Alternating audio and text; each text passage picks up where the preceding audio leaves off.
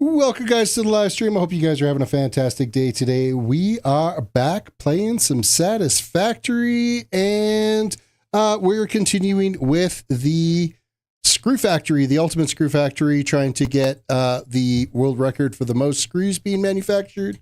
I'm just in the process right now trying to get some like tunes playing in the background here. And bear with me while that gets really loud and then gets quiet again. There we go. That's good. We got that running.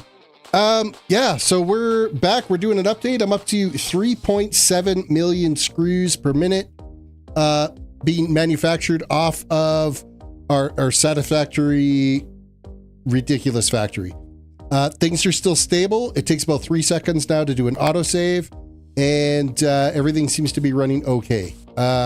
It does take long for the initial load, but other than that, you know, things plug along okay. And so far, knock on wood, crashes have been very few and far between. So let's head over to the game window.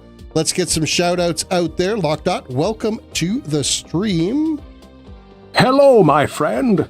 Stay a while and listen. And let me get caught up to what you were saying in chat there. Radio controlled roads. I have no idea what they are. I've never heard of them before. And apparently we have some here in Northern Alberta. I honestly, I don't know what those are. Unless they're like something for some like highway truck service, and like the roads are only allowed to be on there for like pre-programmed, like unmanned. I honestly have no idea.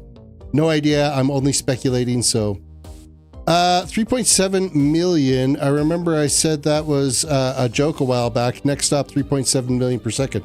No, I don't think we'll get the million per second, but we could easily get like 100 million per minute. That's kind of what the goal is. So eventually get there, unless the game crashes sometime between now and then. But this is what the factory is looking like right now. So the lower section here, this is our water recycling, our bauxite to alumina solution conversion into scrap aluminum, then into aluminum ingots, and then over to steel beams. And then from steel beams, we go into screw manufacturing. And then from the screw manufacturing, it gets dumped into awesome sinks to get rid of it. So I don't have to store all of that, because that is crazy. Yeah, that's where we're at. And we're going to keep plugging away at it. So basically, I've got like two more conveyors. 2 and a bit more conveyors of steel beams on this one line of bauxite we got to do. And then we're on to the 3rd line of bauxite. So yeah, hopefully tonight, maybe I can get all of these conveyors, these last 3 little bits here. So there's 1,000 per minute of steel beams there, 1,000 per minute of steel beams there, and another 200 per minute right here that we're going to be dealing with.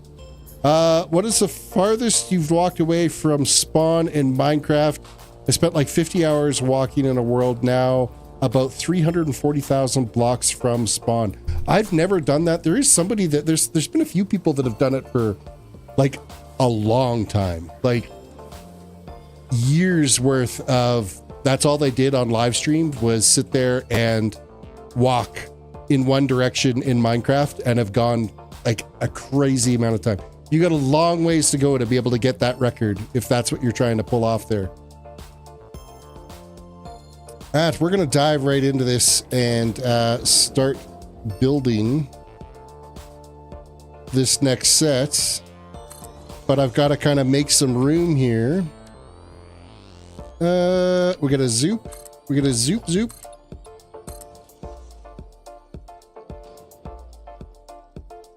I got to get the platform laid out here for the next set of... There's a big gap in here because we're trying to work around some terrain. The very first factory I put up, I was able to kind of tuck it into the hillside here. I didn't really have to worry about terrain too much. But then, of course, we ended up with this big cliff face in here. So I was still able to put down the first set of constructors that are making screws with no problem. It kind of lines up with everything else. But then I had to jump up quite a bit to be able to get up over top of this terrain. And that's why we're seeing this kind of big empty void space in here, in case anybody's wondering. So Kurt J. Mack made it to like 9 million blocks. That is just ridiculous. I'm doing it in Bedrock Minecraft, so I can't go quite as far. Once I get to about 3,000 blocks, the game stops working and you can't walk any further. That seems kind of buggy. I know I've walked more than 3,000 blocks. I might actually, you know, I've been toying around the idea of jumping back into Minecraft for a little bit and seeing what's new. 3 million, I mean, not 3,000. Oh, 3 million blocks. Okay. 5. This needs to be number 6. And then we'll step that out.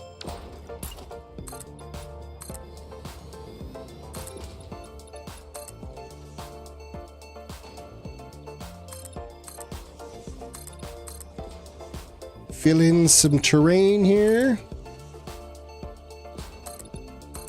And get geared up for the next conveyor worth of steel beams I got to deal with. 3 million blocks. I mean, that's a pretty good, that's a jaunt. No question about it.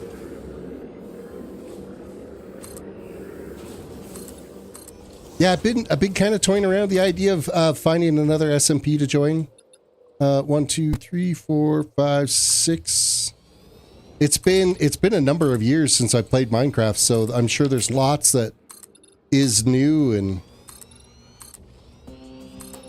wouldn't mind getting back into some like ridiculously crazy builds. Lord knows I'm doing crazy builds in Satisfactory. I might as well go back to doing crazy builds in Minecraft again.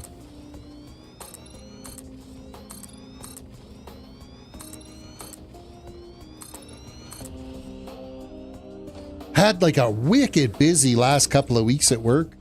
I've got like 1, 2, 3, 4, 5, 6 different phone system upgrades all happening at the same time. I've had a number of workstation upgrades getting done.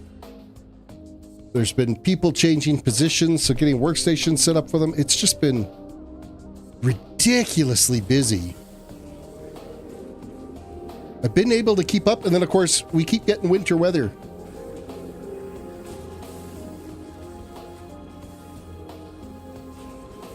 So a little over a week ago, we ended up with, you know, about a foot, just a little over a foot of snow. And then we're supposed to get another 6 inches of snow again starting tomorrow night through Friday, which is kind of sucky. Lockdot says, I got stuck 3 times in snow in a span of 3 days recently. It snowed 120 centimeters. Oh, that's okay. I'm not going to bitch about my snow anymore. It was only about 30 centimeters deep, though. When getting stuck, the car would bottom out and the wheels would be off the ground. Hard to dig out. Yeah, well, that's a foot of snow, so that's a pretty good shot of the white stuff. Yeah, we're supposed to get some snow here in the next, I think it's supposed to start around 6 o'clock tomorrow night. Snow straight through to Saturday.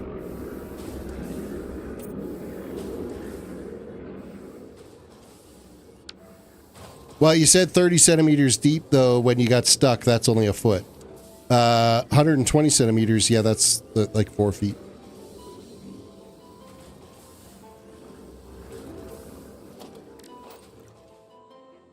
Oh, wait, this is too far out that way.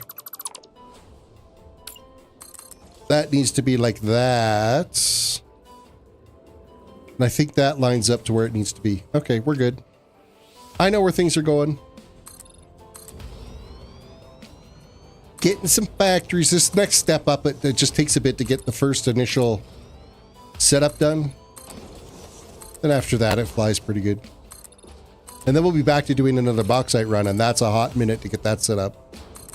Because I need to make sure that nothing backs up with it. Everything's kind of got to be in place before I turn it on, or else I'll end up with a huge pileup of materials, and things just won't operate properly at all. Especially with the water filtration or the water recycling. I've got to make sure that all the empty water containers are getting dumped, but I'm going to have to go and craft more because I don't have enough water containers right now. So we're going to like take over another oil node somewhere, probably one on the far end of the map, and bring back the empty containers from it. I think is what the goal is going to be. I think I'm going to need, what, 3 lines to... It's 3 lines, basically, is what I've been bringing back of empty containers. There's overflow. Like, I know there's definitely overflow. There's excess waste of empty containers that are getting dumped into awesome sinks. But it's not a huge amount. Like, obviously, this line here right now is dumping away because it's not doing anything. And this one might be dumping. It's hard to say.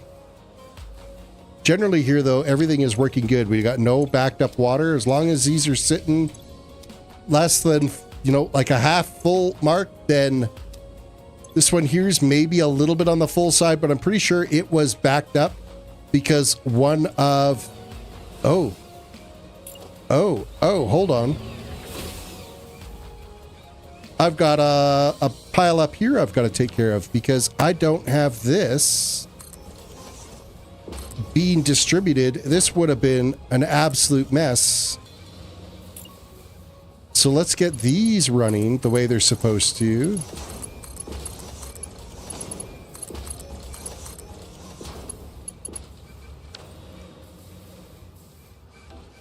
Okay, everything else here is operating the way it's supposed to. That could have been a real wreck.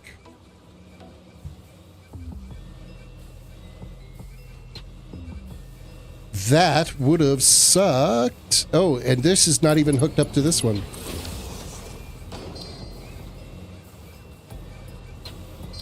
Wait, are these not...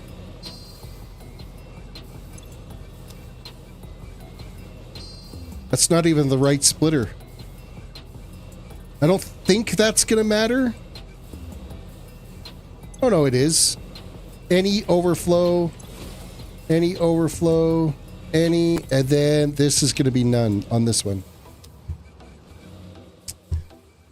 We got stuck for about 6 hours. The city tried to charge me $350 to get tugged out and then get taken to a tow yard, which would be $1,300. Didn't have either, but I convinced him to pull me out for $10. Well, that seems like quite a difference in money. Then I couldn't make it home. Side roads were not plowed, so I was stuck driving in circles on the main road for about 4 more hours until my house was plowed. But they didn't plow my small road. I had to put chains on. Chains, wow, man, driving with chains like totally sucks. Okay, so this could have been a real calamity here. Because these would have backed up and not run. I better go and check to make sure everything is flowing up there as it should be.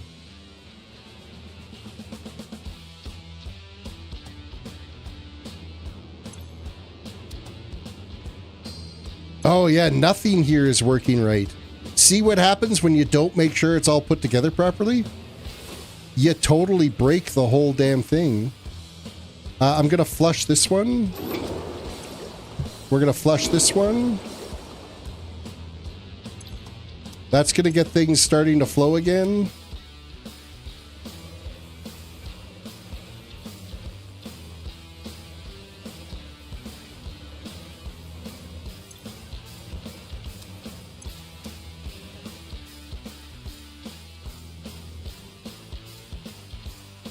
And now I've got, yeah, like this is going to be kind of a wreck here. Because none of these are full properly. So I got to get them topped up or things are going to be completely broken.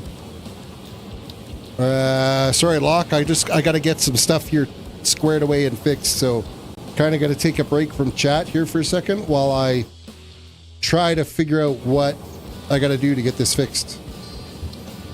Advanced. Select items to give. We're going with... I need scrap aluminum. Crap aluminum. Crap aluminum works too. I'm going to take like 10 stacks of that just for now. And just top these up.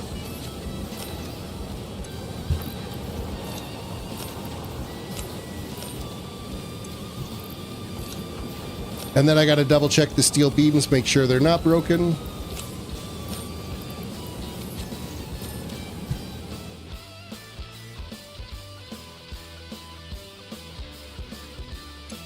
Okay, these need to be filled.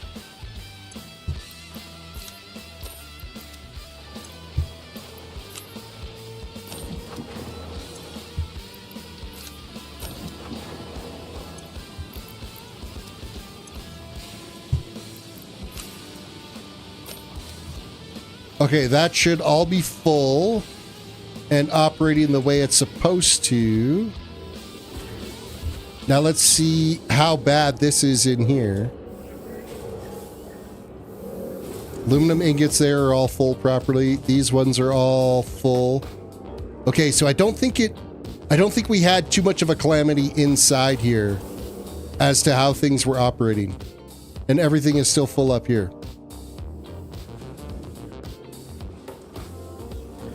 I think we dodged a bullet.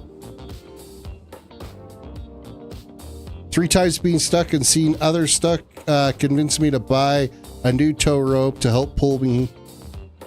Others are both 350 is stupid for how little a time it takes to tug somebody out. Absolutely. With that said, if there's over a foot of snow on the ground, you shouldn't be out driving, and it's their way of saying don't be going around because the roads aren't safe.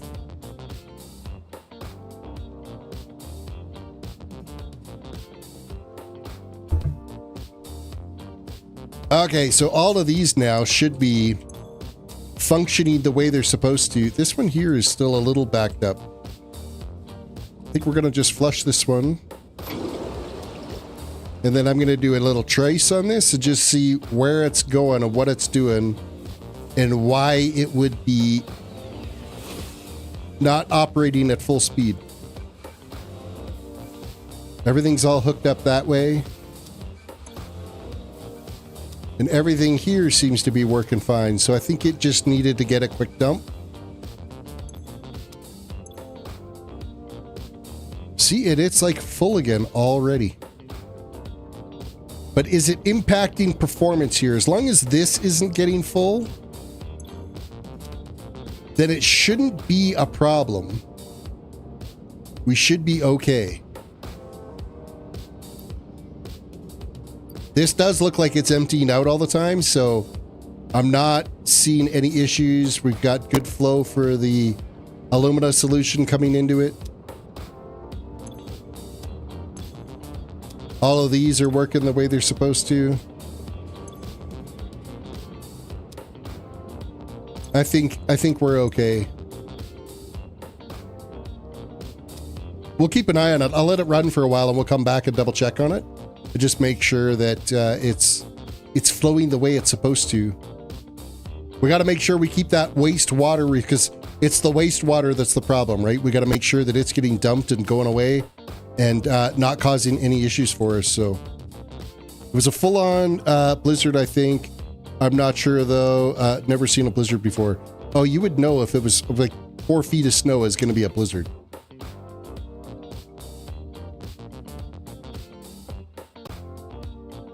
No question about that.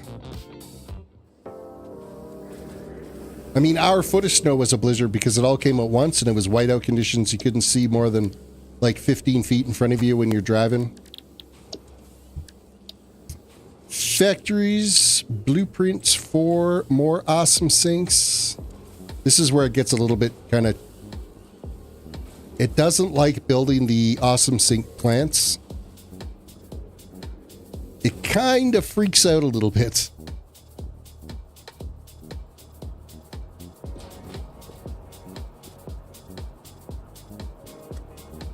Let's nudge this one into place if I can stay flying. What am I caught on?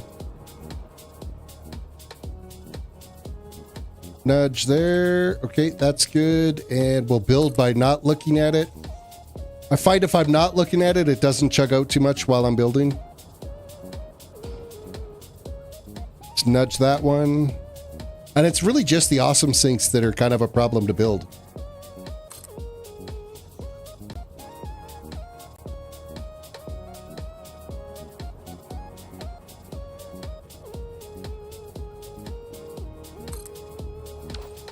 Okay, is that 4 sets? 1, 2, 3, and 4. Yes, it is. So I actually don't need this here. We can delete that out. And this one row. Because I'm not going to need to add on top of that one at all.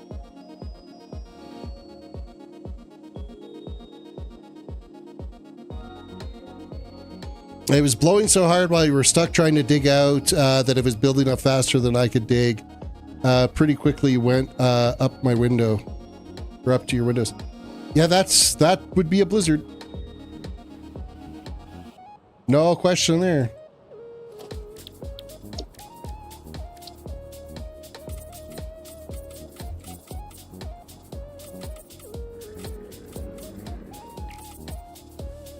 Oops, that one is not supposed to be marked out because there will be some conveyors running that way.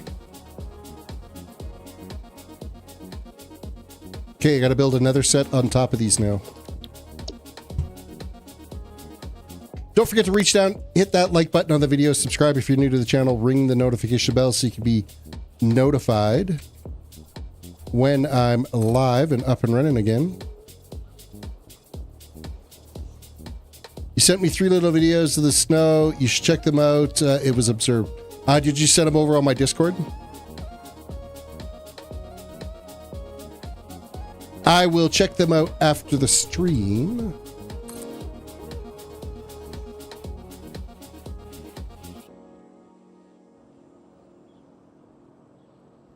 Yes, you did. Okay, perfect.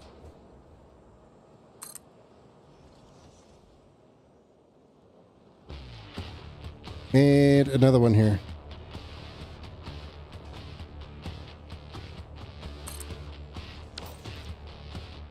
Okay. The awesome sinks are set for the next bout of constructors making screws. Now we got to throw some constructors down. We got blueprints for that. I got blueprints for days.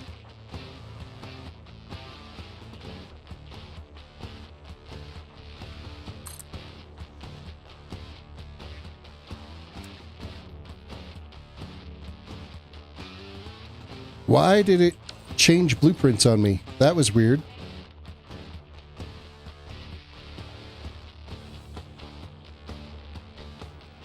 Nudge that into place.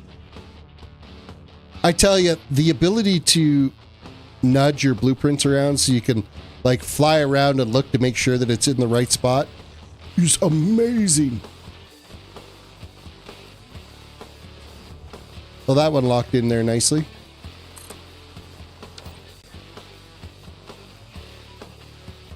I don't think I've ever seen it snow like 4 feet in one dump. We've had 4 feet of snow before, but never all in one dump. It's, you know, accumulated over like a month period type thing.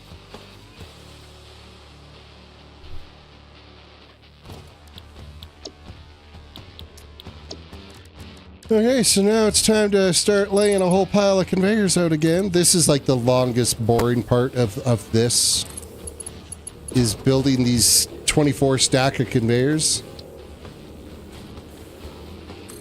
Oh, I should probably get the steel flowing in here first, though. So the first one is done. We're going to do right there for this one.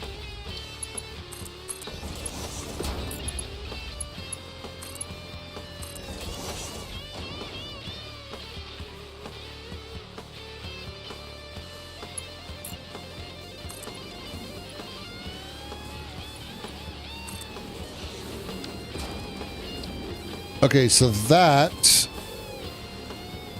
where are we at here? That should have been that one.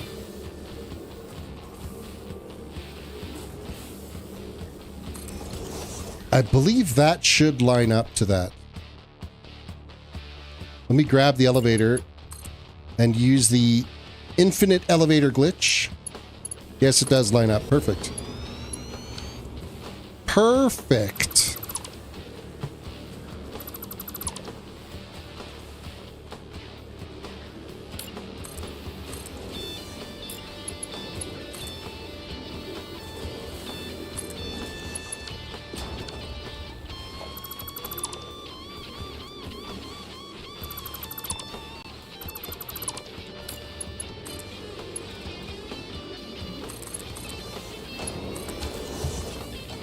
Okay, and then awesome sinks here to get rid of any overflow of steel beams as it's getting prepped and built.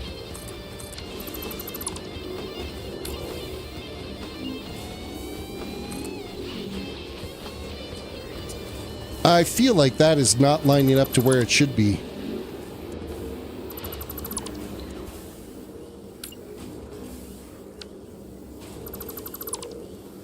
I think we need to build off of this.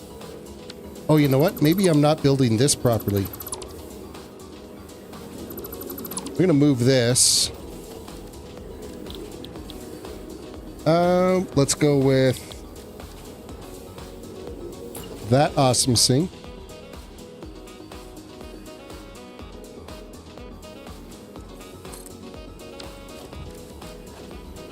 Does that make... Yeah, that lines up properly. And then make sure I grab the right smart splitter.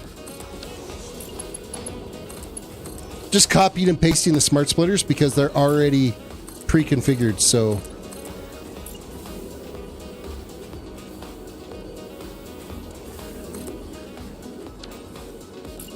And I think that's going to load up there.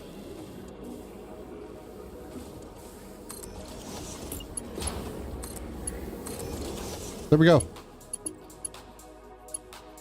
Steel beam awesome sink is working. Everything is linked to awesome sinks in here, so I never have to really worry too much about backup. The only things, of course, that are like liquids and waste materials is where backup is a problem.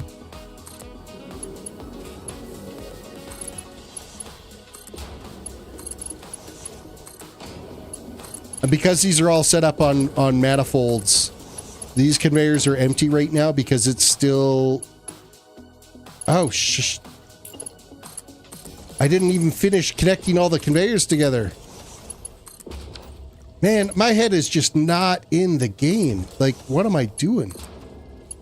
I think I need to pay attention to what I'm doing.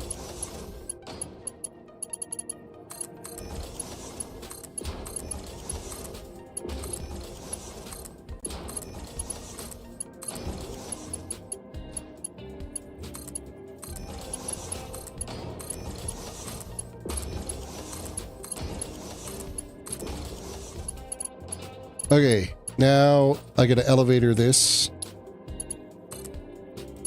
up to there, up to there. Gotta delete out this.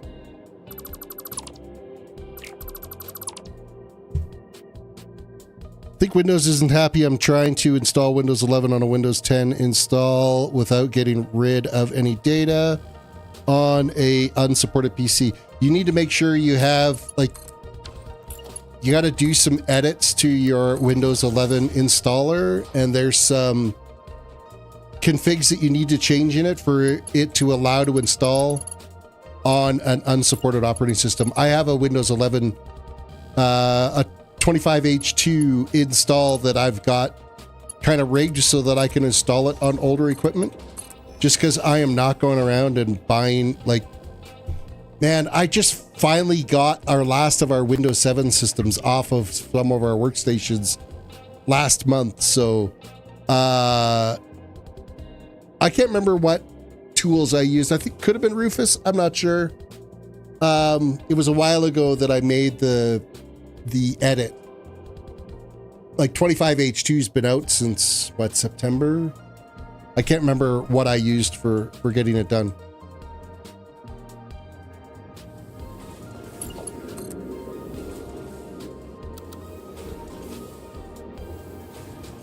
But I think when you're installing that way, you got to do a fresh install. I'm pretty sure you can't do an upgrade install.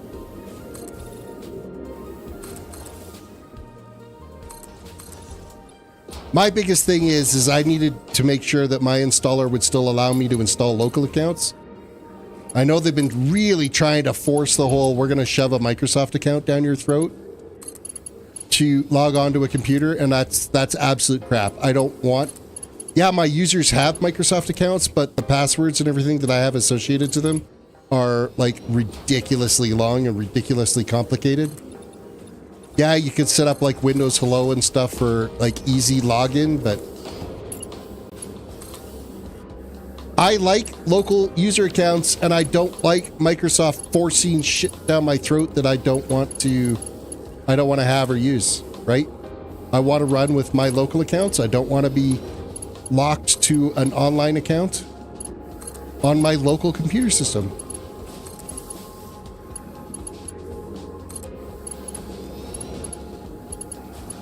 The new TurboTax requires Windows 11. So I used to install the previous years of TurboTax on that PC. Not sure how to do that. I backed up the SSD so I can't lose it all. Well, you should still, if you've got your Intuit account, you'll be able to get your older installs. But I think you only need the current version of TurboTax installed, and you can just load your... You could just tell it to import your data from your older save files, and it'll import. You don't need to have all the old ones installed. And you think you can use the new TurboTax to install old, or to file old previous year taxes too. Mind you, this Canada is completely different than the US, so my taxes are done, they're filed. But how we do income tax here in Canada is completely different than what's done in the United States.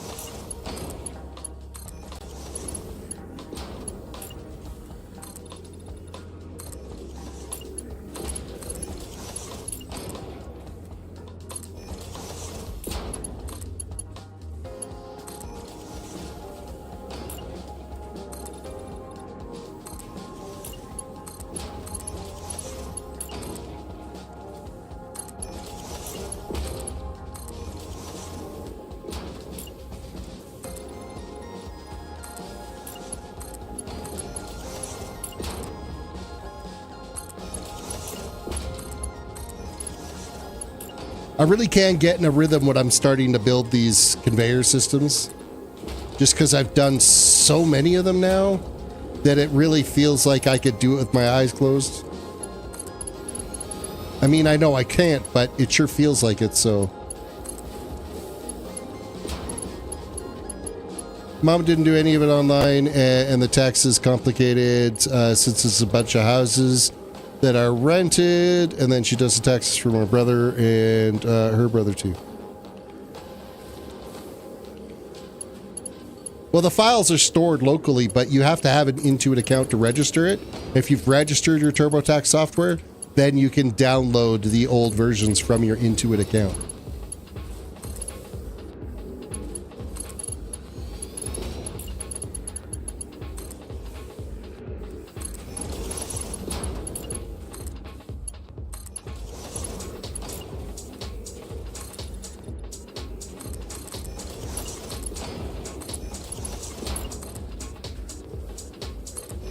And if you are paying for extended support in Windows 10, then TurboTax should still work too. The one thing I got to see what I could do is if I can manually install the new boot certificates for Secure Boot for my older Windows 10 systems that aren't going to be getting the upgrade and aren't supported. I'm not paying for the extended support, but I'm pretty sure they'll be up once the certificates are out. Someone will build an installer to be able to install them locally or do it yourself. Manual upgrades.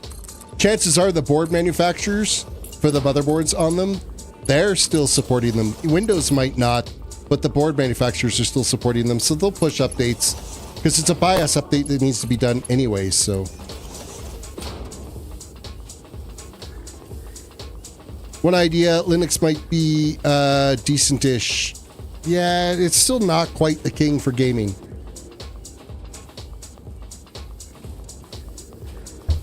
That, I'm not sure if there's a Linux distro or a Linux install for TurboTax. Oh, there must be, because there's a Mac OS version.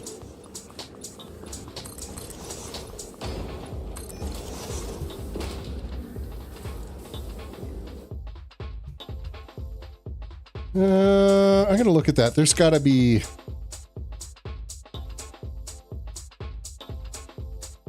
See, Microsoft Edge pisses me off Oh, you need to use Bing, upload Bing. No, I've gone through and I pre-configured all of my settings in Edge the way I want it to be set up.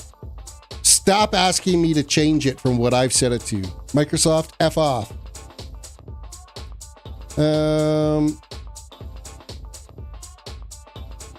TurboTax for Linux.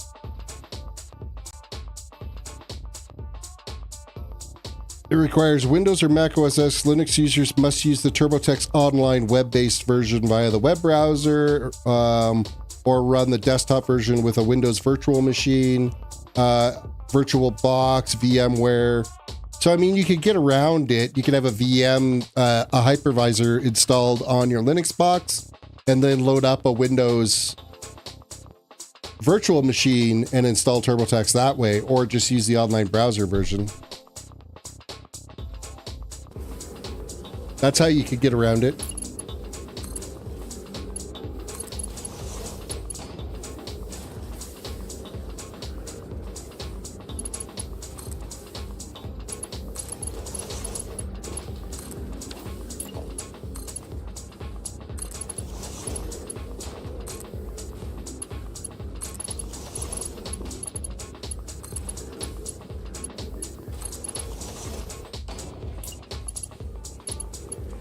I guess that's one way I could get around the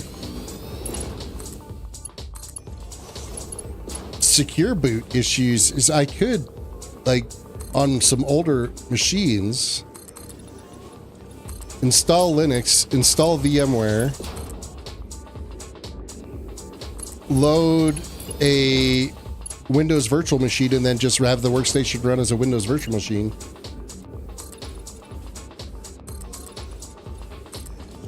That bypasses the secure boot certificate issues. Just be curious as to how much overhead, how much of an impact on performance that would have overall for just running like things like Office applications.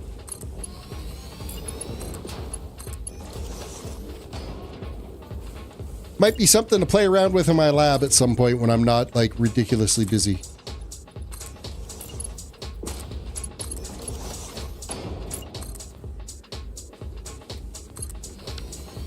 No.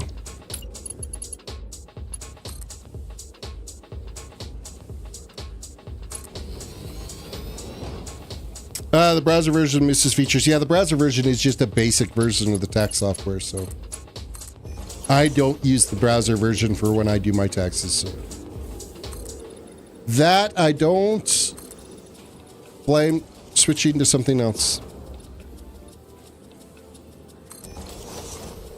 No, I need to delete one of those. Performance shouldn't be too bad. PCs that are somewhat decent. An old Core 2 Duo may not. I don't have anything like that. The oldest machines that I have anywhere in my system right now are 7th gen Core i5s. Everything else is 7th gen or newer for our hardware. And I'm starting to cycle out those 7th gens.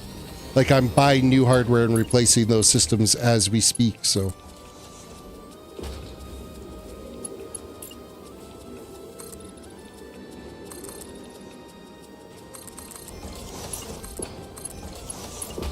It's just the 7th gens don't support.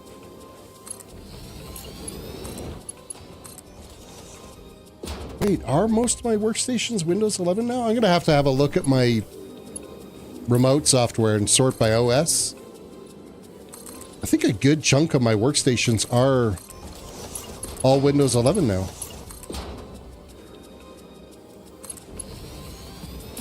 The only ones that aren't are the ones that I don't manage. What don't the 7th generation PCs do that you need? Well, they don't support. They're not natively supporting Windows 11.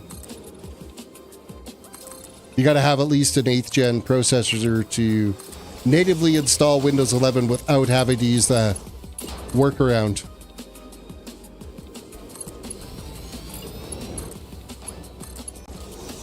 And I've got some like AMD versions that are around that same era that, shit, I screwed this up. I gotta fix this. That's gotta go. I gotta delete out all this. It's all done wrong.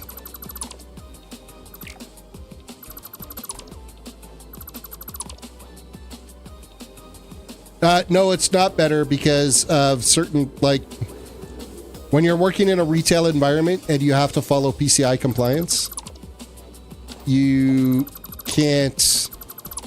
PCI compliance is payment card industry compliance. There's certain rules that you have to follow.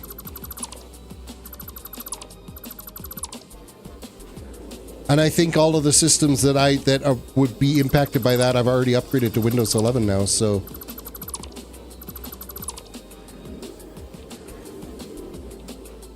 Okay, this first one, I gotta spin this around because it's for the next row of conveyors, and then I can bring down this.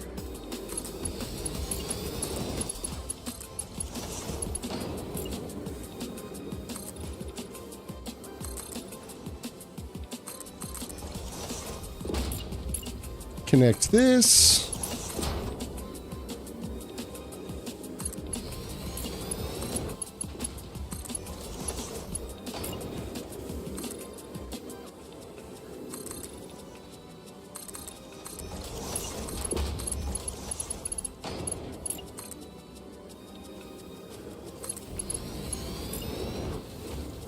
Nope, I better run that conveyor over before I screw up and have it not connect properly.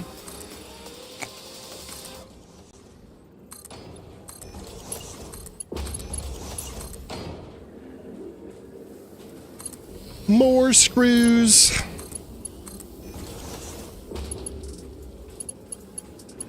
Okay, so that should be 24 conveyors worth there. We'll grab our blueprint for our big conveyor stack. Change it to connected build mode. That did not connect properly. Let's try that again. I should never have one like random conveyor not hook up properly. See how they're all connected now? You didn't have that one that kind of shot off on the bottom there.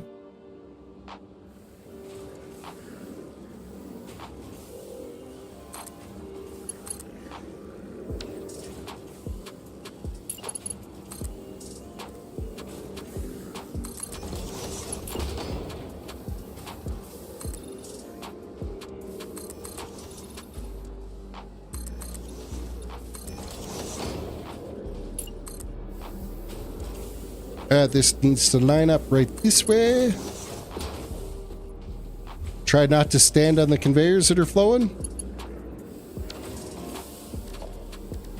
Quick reminder, everybody, reach down, hit that like button on the video, subscribe if you are new to the channel, ring the notification bell so you can be notified when I've got a new live stream or video that I've uploaded. If you've just recently joined, I am working on the world record for the most screws manufactured in Satisfactory. I'm well on my way to breaking the record of, it's almost 4.3 million is what the current record is. I'm going to be breaking that here very soon. That is in the wrong spot, that conveyor. And so far, like, I'm at 3.7 million screws right now, and I'm still working on the second conveyor, full conveyor of bauxite yet. But I've got 72 conveyors of bauxite I can use. So, yeah, I still got a ways to go.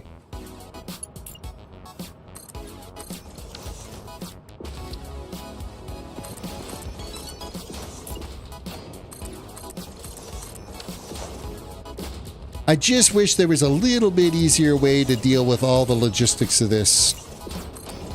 There's only so much you could build in a blueprint.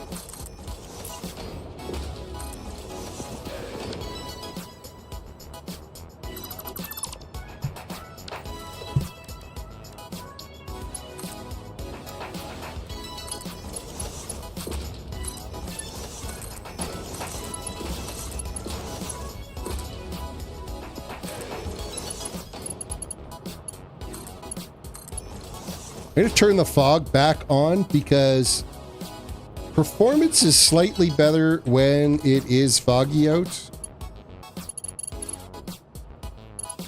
Everything just runs a little bit smoother.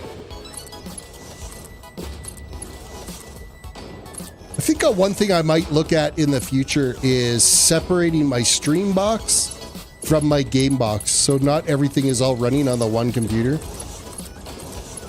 Okay, we got an autosave coming here at like 7 seconds, and this is where you're gonna see like a huge lag spike.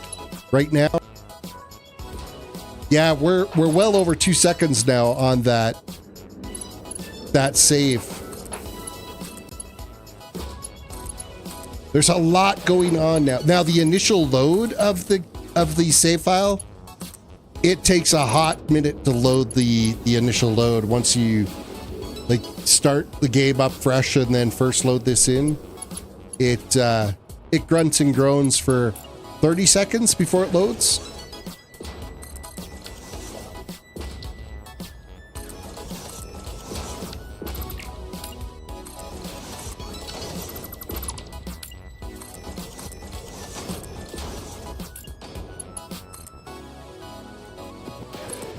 Time for a Java break. It's roll up the rim now with Tim Hortons, so yay for us. So far this week, I've only won two coffees, and an extra 50 Tim points is it.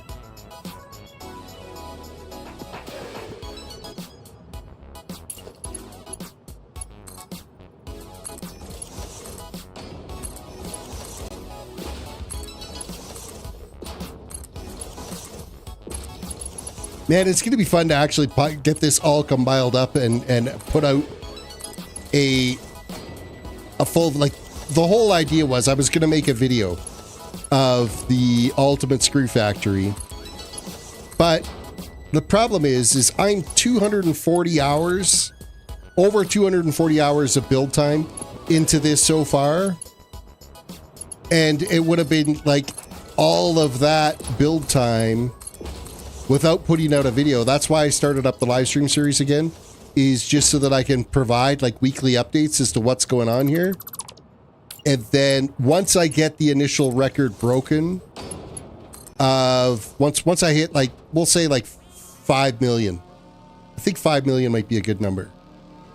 If I hit that number, then that's a solid, yeah, okay, we beat the record. I will keep going after that, but I will cut that into going from building from scratch up to the 5 million screws point, and then put like a to be continued at the end of that, as we continue to build more of the factory and whatnot. It might be a good place to like take a break, let somebody else try the challenge too, and maybe work on something else. Because by the time I get to 5 million screws, which is really not, it's one more full set of this up and running, right? Is going to be over the 5 million mark, almost 6 million screws. So I got at least another, 2 weeks worth of work? And then I'll finally be able to compile this into a video and record everything into a good solid video that showcases the entire build and the whole process it took to get to this build.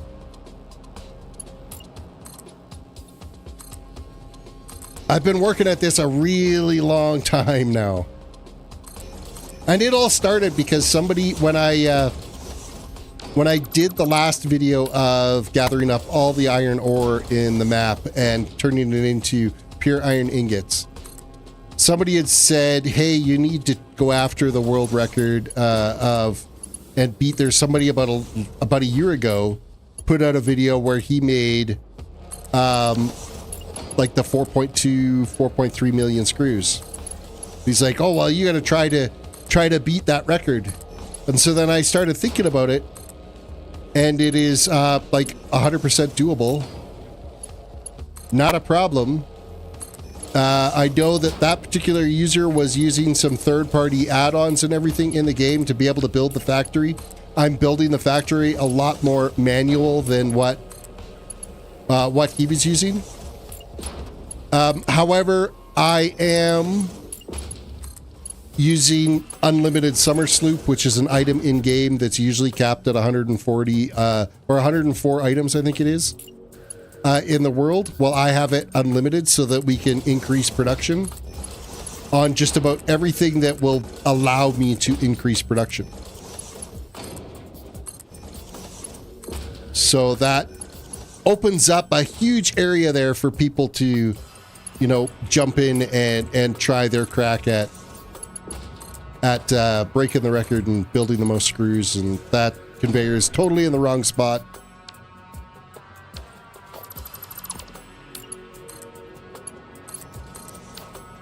Man, I cannot click on anything today. My fingers are thinking faster than my mouse is clicking.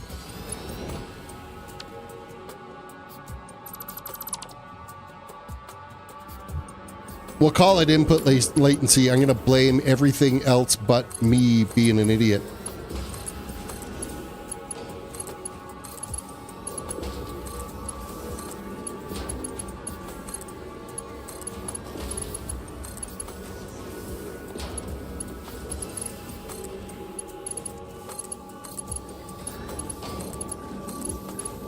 Looks like all of the conveyors did finally get caught up though, and they're all full of screws now. So it looks like all of our... Oh, that's the conveyor. Wrong spot. Pay attention. Click what you're supposed to. When I'm doing these, quite often, I'll end up moving before... And it's like already hops up to a conveyor. Like that there. I clicked and it jumped up to the next conveyor to start building. But then in my head, I'm like, oh, I got to move to get to that next one. So I fly up a bit more. And I end up clicking on the one above the one I really need. Like this here, clicked, it jumped up to that one. If I end up flying up at the same time, then I like end up skipping it.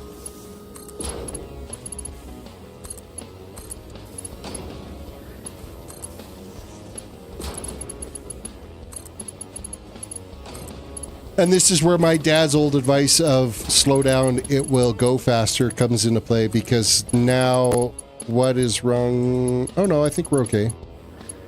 I thought maybe I was one conveyor out of alignment there, but I think we're good.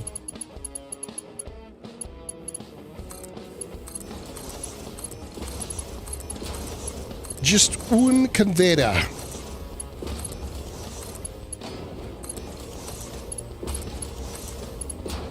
Another thing to remind you guys to interact with the stream, and if you want to be a part of the stream, if you're active in chat while you're here watching, you will start to accumulate terrace tokens, and then you can use those terrace tokens to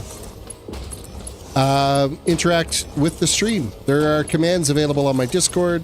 There's actually a link that shows up every once in a while from the Streamlabs chatbot that will show you all of the different things that you can grab and interact with the stream. Things like in Lockdot's case, redeem. Oh, let's turn off cap locks and actually try this again. Redeem potato. And this will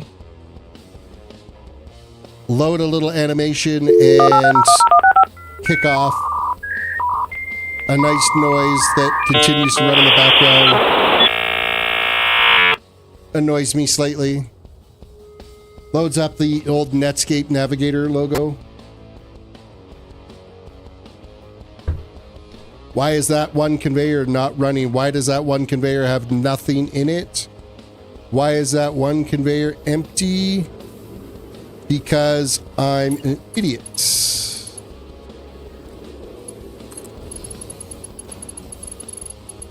And it's going.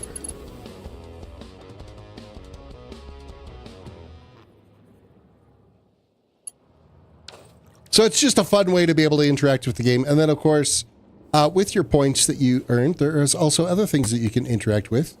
There's a little gambling feature in the game there where you can gamble your points away to earn more points, or lose all your points if you want, as well as there's a slot machine that you can do. And I believe it's for, what is it, gamble. If I go gamble, Let's say 100. It will do a random roll between on a 100 sided die. Anything below 50 is a lose. 50 to 75 is a win. 75 to, I think, 95 is a double win. And then like 95, or it might be even 98. And then 99 and 100 are a triple win type thing. And I just lost 25. Or I rolled a 25 and lost 100 tokens there.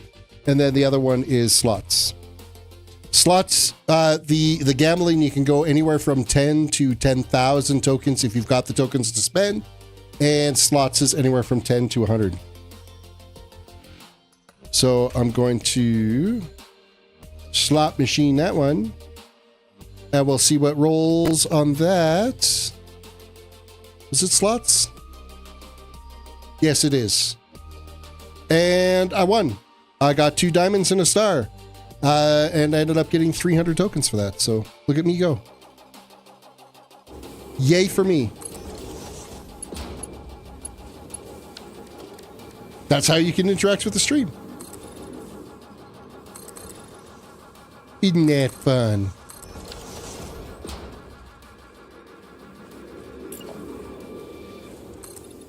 I like to have those interactive capabilities for everyone. I find that, yeah, it's fun to sit here and just, you know, you could lurk in the background and just watch. But if you want to be active in stream and chat, then you should earn something for that. And then it gives you a fun little way to interact with the stream.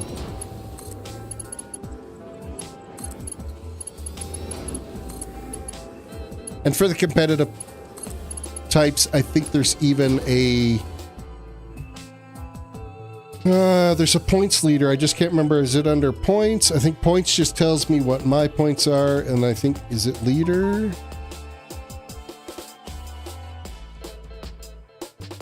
Can't remember if it's escalate. There's all the commands are on my Discord. And there's the link that's scrolling through chat there.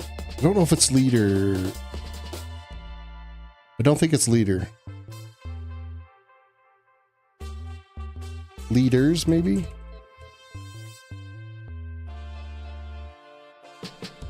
Or top. Might be top. One of those commands is... There we go, top. That shows you who the top viewers are. My kid, 79,000 points. Oh, Lockdot, you still have 28,000. You're number 2 on the list still. Look at you go.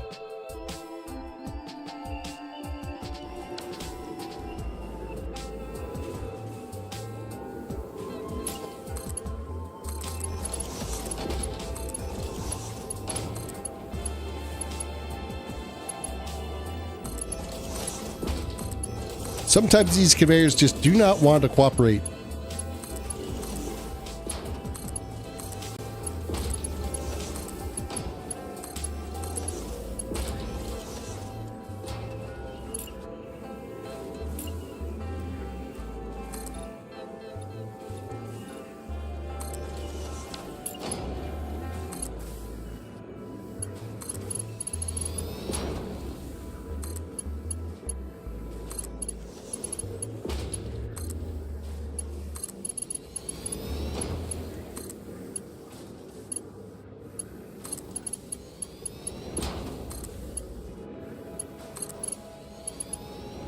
It is a very mind-numbing process building all this.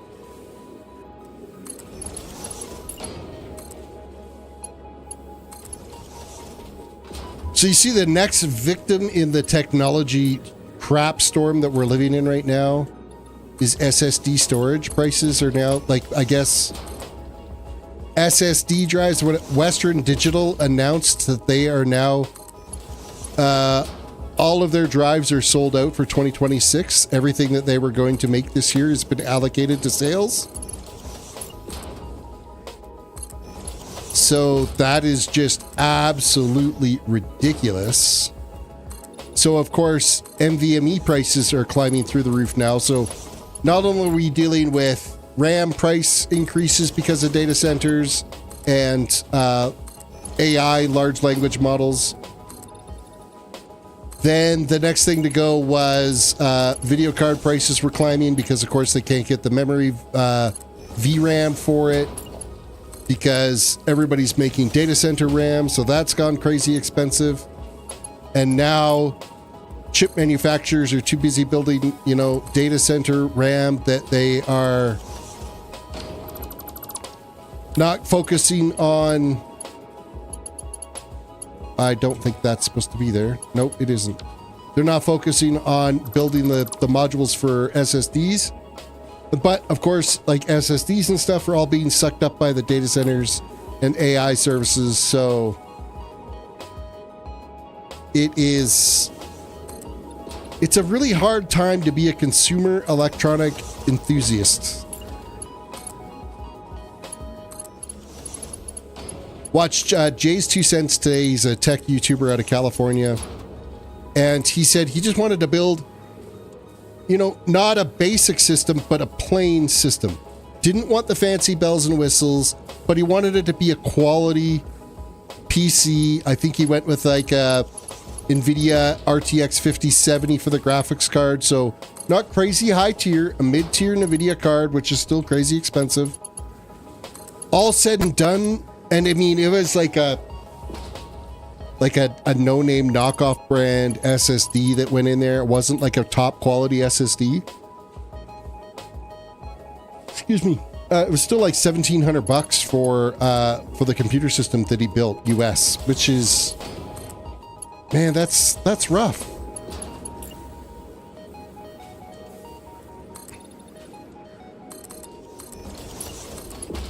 I mean, the hardware that he picked for it, I think it was a 9800 X3D AMD. It was with a bundle with a motherboard through Micro Center.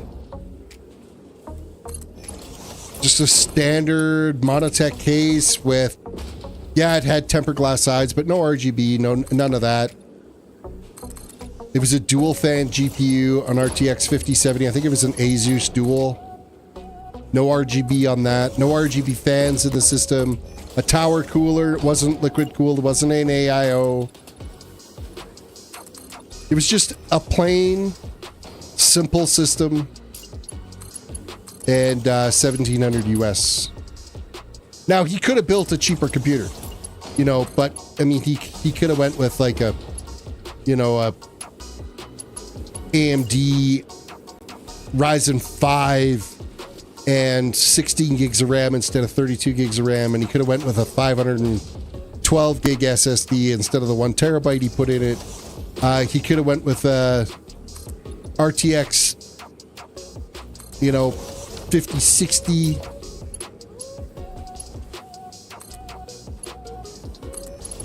See, right now I can build for an office workstation, it's about $900 Canadian. I can get some MSI systems that are pre-built for about that $900 mark Canadian. So that'd be like $750 US. And that's Intel Core or Core Ultra 5 125U. Man, Intel's namings are stupid. 16 gigs RAM, 512 gig drive, Windows 11 Pro, onboard GPU. No dedicated GPU. But it's a business workstation. It doesn't need a GPU.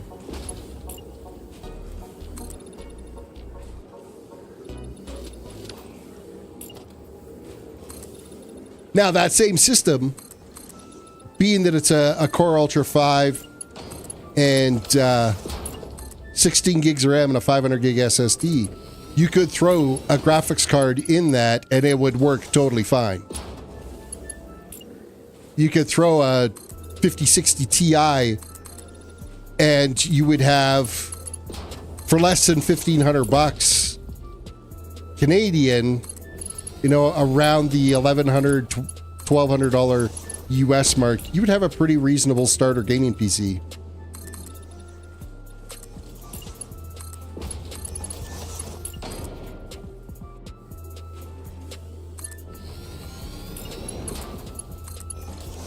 Seeing how we're yakking about specs, now would be a good time for me to do the... And now a word from our sponsor. You can reach out and click on the Amazon affiliate link that I have in the description of this video or in the About page of my channel. And I have my specs of my system, my rig that I'm playing with on right now, are on there with the exception of I'm running with an RTX 4070 Super. Well, those cards aren't available anymore. So I selected an RTX 5070 as a comparable option. Both are 12 gigs of VRAM. I think the 5070 does have slightly more CUDA cores, but performance-wise, I think they're very similar. And then I actually have 64 gigs of CL30 6000 megahertz DDR5 RAM in my system. I would not wish that RAM on anybody to try to buy now. So I selected a 4 gig kit of the exact same stuff. And then everything else is pretty much identical spec as to what I'm running on my system. So you can check out those Amazon affiliate links. I've also got a book series in there that I've been listening to on Audible, as well as some everyday items and stuff that I'm using all the time. Some networking equipment that I use at work all the time that is amazing. So yeah, check out my Amazon affiliate link. Thanks for taking the time to let me do my little sponsor plug.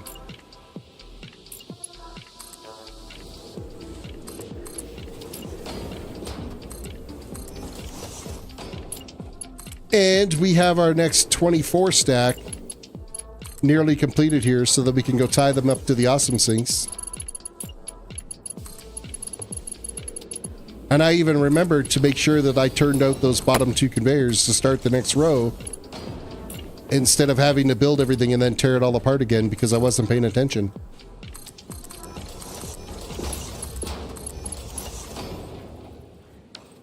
Why are you not flowing any products? Just because I did not connect this conveyor.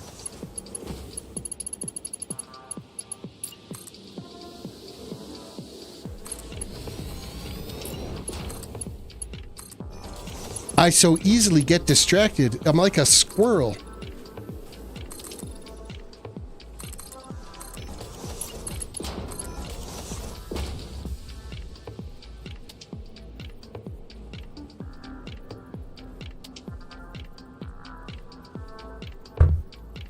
Gonna just suck back the old caffeine.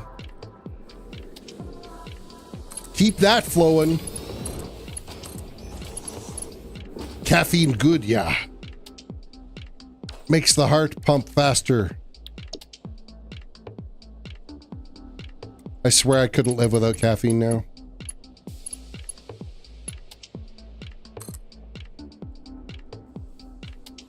All right, let's nudge this one into the right place, which is right there. And we're turning the corner right here with this.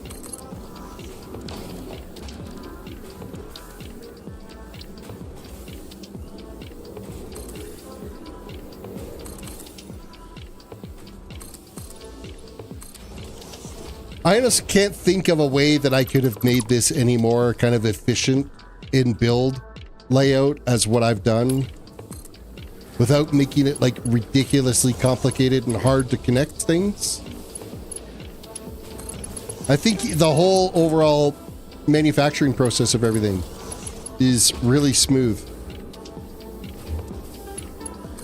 I'm looking forward to once I get this line of bauxite done. We're going to go and tear apart one of the petroleum coke lines because I realized I don't need as much petroleum coke as I'm making right now. So I'm going to tear apart some of the oil constructors and I'm going to get them all just making plastic, or get a bunch of them making plastic and then making containers and have the containers come back this way. I think that's going to be more useful for us. So it'll be a nice little change of pace to get away from the screw manufacturing so that we can get some more empty containers happening. It is an important little process to keep running.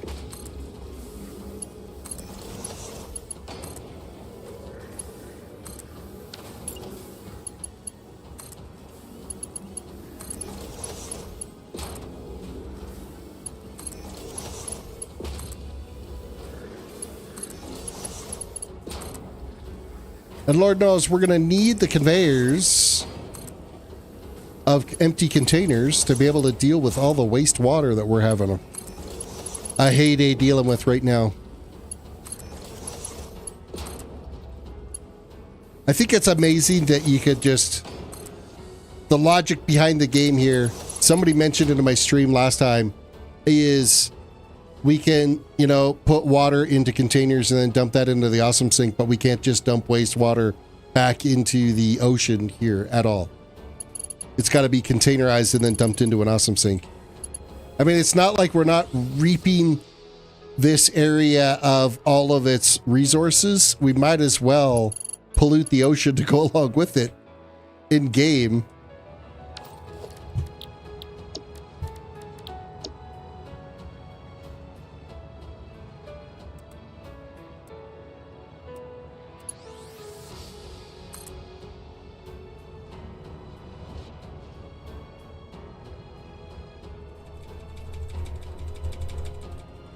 And we'll nudge this into place.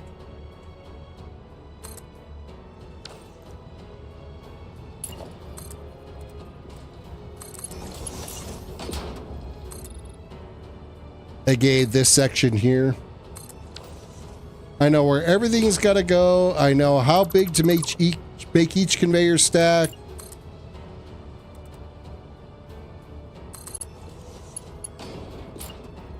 It,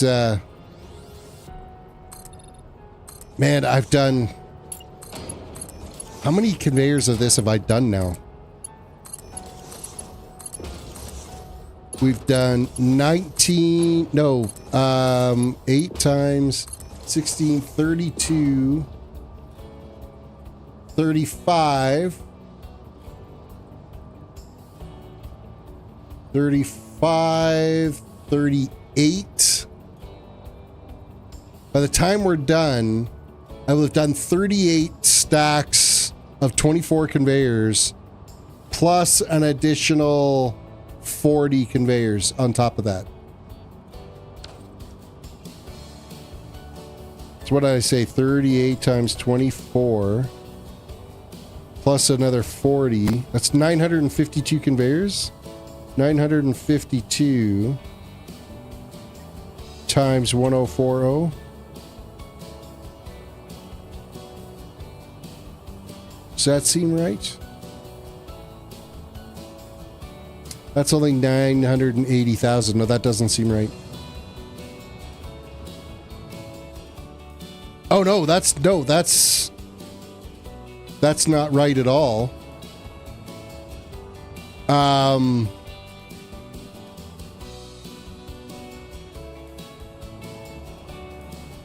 That is 38 times 104,000 is 3,952,000. Plus, then there's that other. Oh man, I don't know. It's the other 40 screw conveyors on top of that. It's a lot. We're dealing with astronomically large numbers here in this whole manufacturing process. That's why I keep adding it up after I get each conveyor of steel or the steel beams up and running, and I get the 100. Like each conveyor of steel beams makes 100 constructors of 1,040 screws. So every time I get one of these banks done, I go and update the screw counter so I don't lose track of it in my head as we're going along here. Because eventually it's going to be really tough to kind of keep track of everything. There's going to be so many of these modules out here building and manufacturing and putting screws together.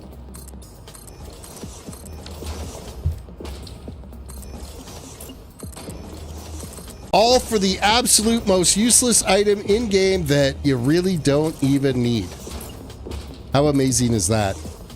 Because if you get the right alternate recipes, you can avoid actually having to make screws in Satisfactory if you want. So I'm literally making the largest wasteful product on the planet. I think it's stitched stitch plating makes the reinforced iron plate. And the reinforced iron plate is what you need for making modular frames. And then, of course, modular frames are what you need to be able to make heavy modular frames. And heavy modular frames are used for just about everything in Satisfactory, so...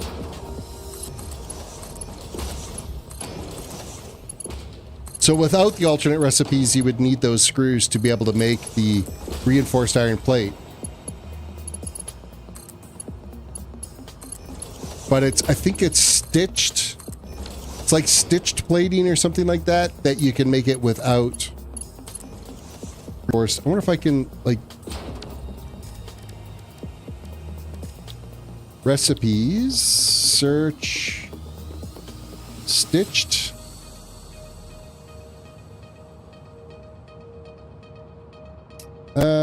Let's go reinforced iron plate.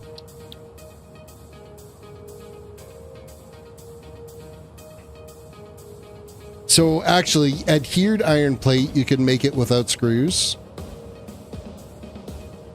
Stitched iron plate, you can make it with copper wire. So this one here uses rubber, this one uses copper wire. So there's actually two alternate recipes that you could get by with making the reinforced iron plate without having to use screws. Let's actually look and see what other options.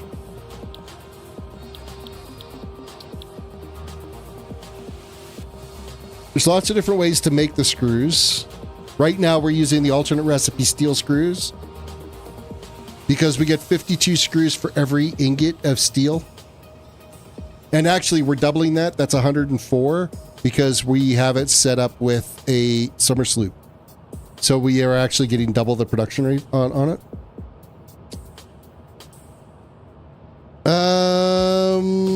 Rotors. Rotors require screws.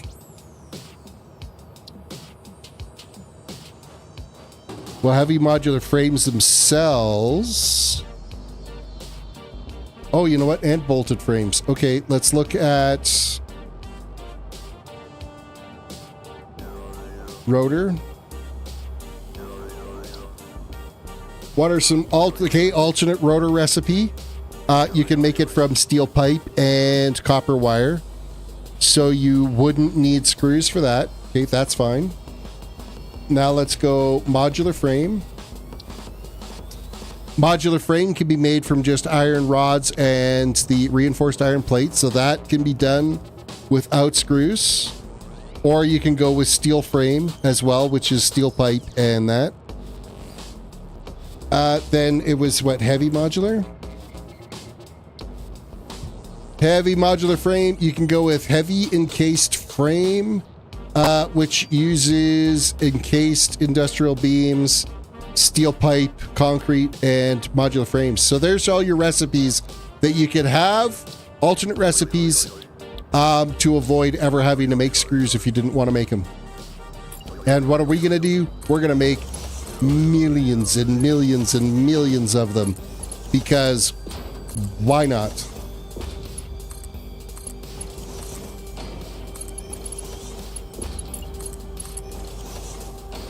No, why?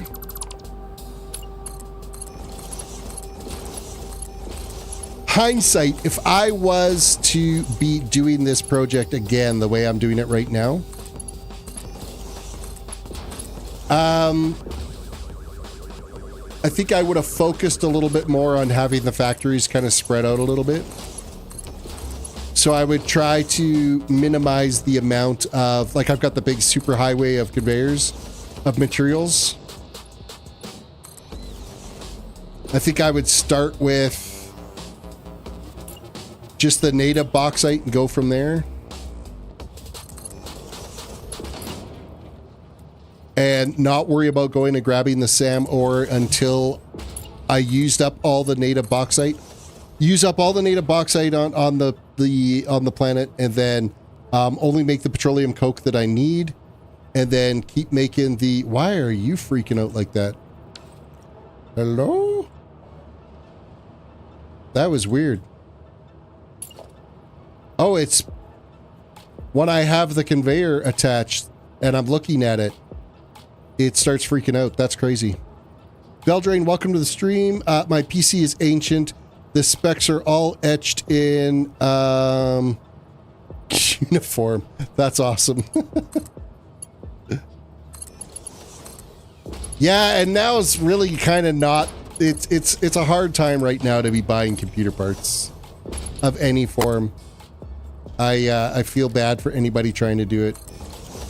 It's still doable, but it can be rough. By the way, Hello, my friend. Stay a while and listen. Veldrain, welcome to the stream.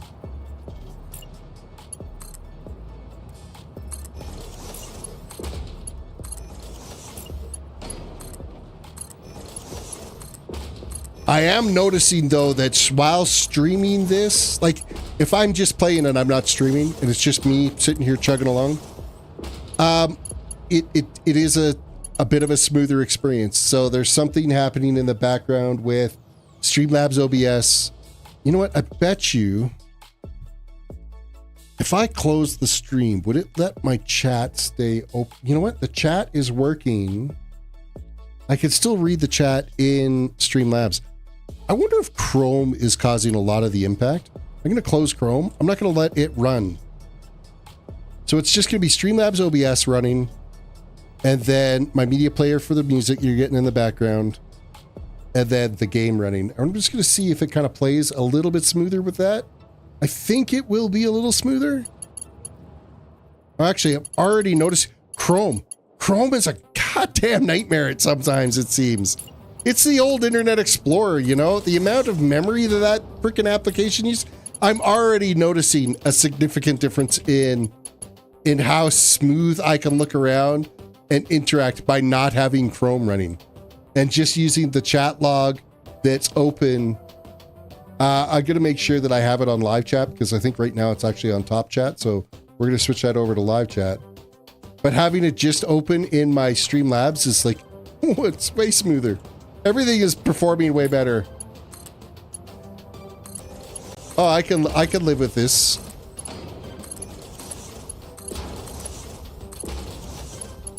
Man, Google used to be the shit. Now it's just not. Like, what did they do? I can't. Man, like, Firefox is king. I'm sorry, but Firefox is. Mind you, they've started adding all the AI crap now to their browser. I wish people would stop trying to shove AI down our throats because we seriously don't need it. And stop calling it AI. It's not artificial intelligence. It is literally just a database of whatever information got fed into it, and it has the ability to be able to search that database for its information, and then it builds predictive models as to outcomes that could happen with it, with that information, which then it starts hallucinating because the predictive models are not necessarily ideal or exact, and it can be very confidently wrong when it starts to predict certain things. So, man, it just... They need to just stop the... And it's AI that's killing the consumer electronic industry right now. And it's not even just going to be consumer electronics. You know what? It's going to hit the automotive industry. It's going to hit the smart home industry.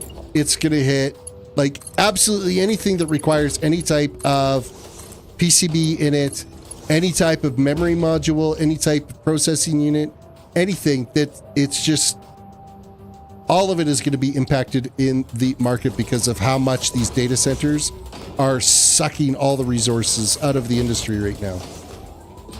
Chrome requires the resources to spy. Give you better search results. Yeah, spying is absolutely right. But I've already noticed this just by closing Chrome. Because I had the stream running in Chrome. And then it popped out in a separate window for the chat. Because the only thing is I'm not actually signed into chat in... So I can't, like, actually type in chat in Streamlabs. Which I'm not really... Oh, I totally did not build this right. This needs to be here, here, here, and here. This one needs to be deleted, and then these three need to be deleted. I wasn't paying attention at all to what I was doing. Because I'm an idiot. What an idiot, as Hermione would say.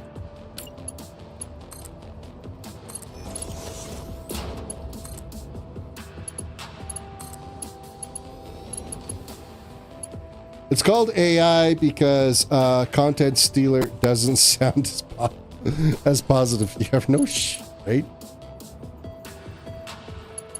We're going to steal all your information. We're going to read all your books, and we're going to build our models off of it. We're not going to pay you a dime for any of it. And that is exactly what happens.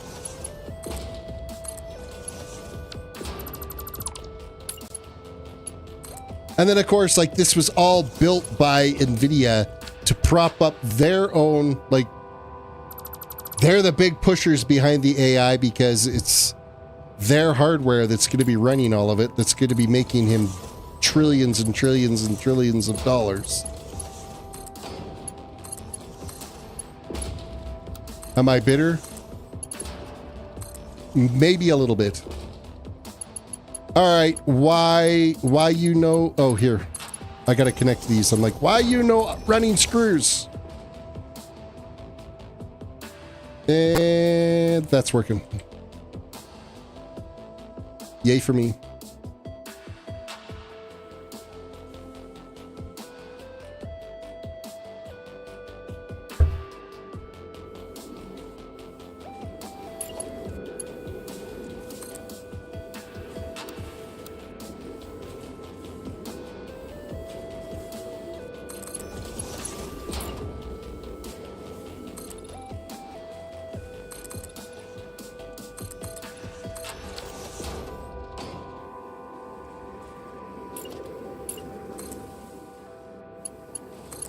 So we're about halfway done this bank of conveyors here now. Actually, we're exactly halfway. We've done 50 conveyors worth so far. Why did I build that up so high? That, excuse me, did not need to be that high. That was so wrong. Not paying attention.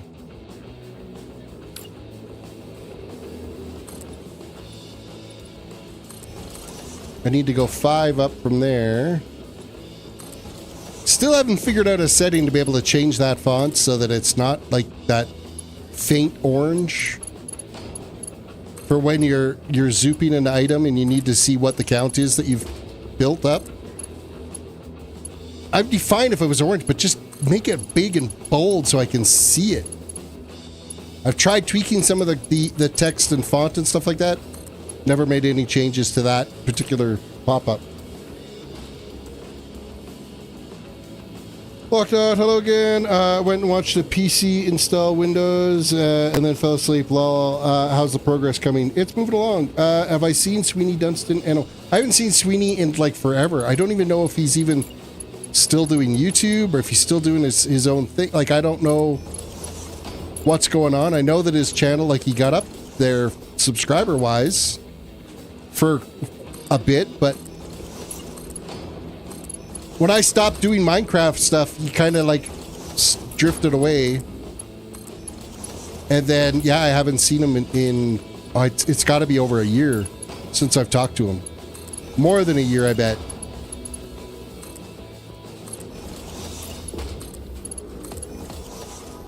I don't even know if he's making any more content at all.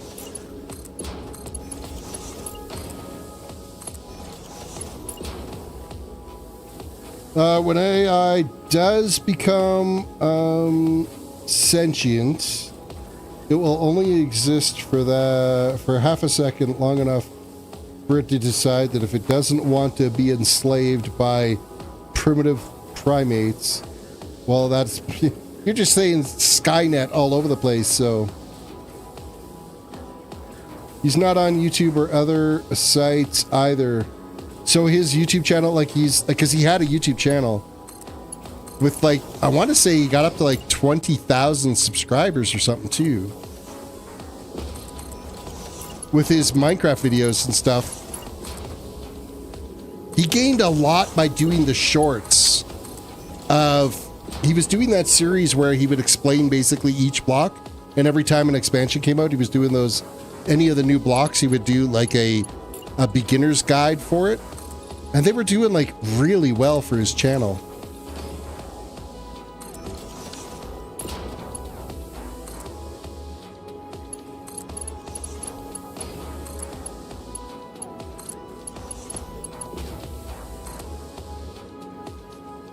Autosave, that still takes like 2.5 seconds to do an autosave.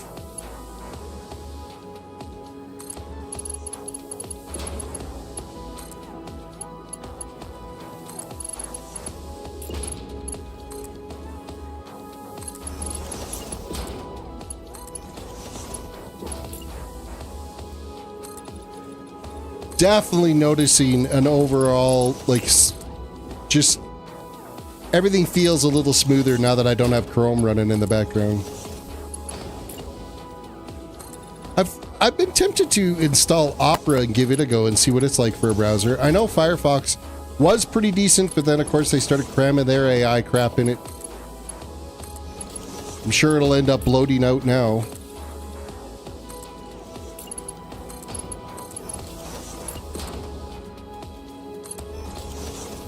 This last video was November of 2023. Then one short sometime in 2025 when he said he'd make an update on where he is. But he never did. I mean, real life catches up. Like, I took like an 8-month hiatus. And I'm paying for it now because YouTube killed my monetization. It also killed my AdSense account. Like, even though I was still averaging out probably, I would say probably 1,500 views a month of my old content still. Between 1,500 and 2,000 views a month. Ads were still playing on it. Things were still happening. I was still getting ad revenue on it. But because I hadn't uploaded any new content, they turned off my monetization capabilities on my channel. Okay, it's their stuff. They could do what they want. That's fine. Of course, once they turned that off, because I was grandfathered in, I didn't have to meet some of the minimum requirements and stuff that they have now. Well, now I need to meet those minimum requirements. But then on the flip side too is when they turned off my YouTube channel, because my Google AdSense account hadn't received any payments from YouTube, even if it was just a few bucks or whatever from the 1,500 or 2,000 views that I got, then it's like, oh, your Google AdSense account isn't active. We're going to lock out your Google AdSense account. So now I've got two things that when I finally get, so basically with YouTube now, subscriber wise, I'm at the, like, I've got the subscriber count. That's not an issue. It's the hours viewed of my content. It is, I've got to get that hours viewed up. And we're working on it. We're getting there. We're up. I need 3,000 hours of view time, and we're close. Like we're closer than what I was a month ago. Anyway, I'm not going to say we're close. We're still like little under halfway left to go.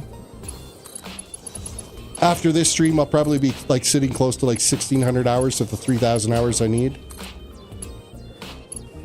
So it's climbing, it's taking its time. But when I do finally get that turned back on, the flip side, that's just a regular YouTube video. If you want to do just shorts, you need like 6 million views. 3 million views in shorts. It's one or the or. You need 3,000 hours of view time of your regular videos, or you need 3 million views of shorts to be able to get your monetization turned back on. So then once my monetization gets turned back on, then I need to petition to be able to get my Google AdSense account turned back on, because it gets paid out to my Google AdSense account. The Google AdSense account is what pays me. Blah, blah, blah, blah, blah. All for, I made a whopping $104 on Google AdSense last year. And you know what? It really sucked is I needed to declare that on my taxes. 104 bucks. It didn't even cover the electricity to have my computer on for making the videos and stuff that I put up last year. It's like ridiculous. Lockdown says there's 28 watching right now.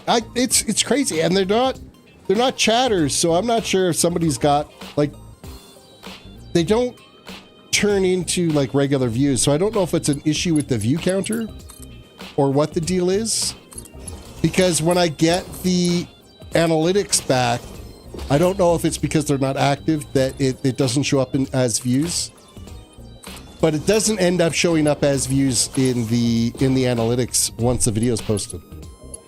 So I think it's a view counter issue more than it is anything else. Frog, welcome to the stream. Hello, my friend. Stay a while and listen. Are you home now for the night, or are you taking a break at work?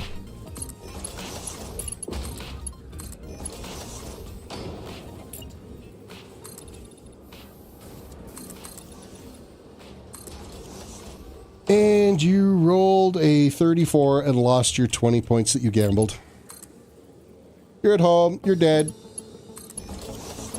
Totally wiped out. I don't blame you. It was busy in there tonight.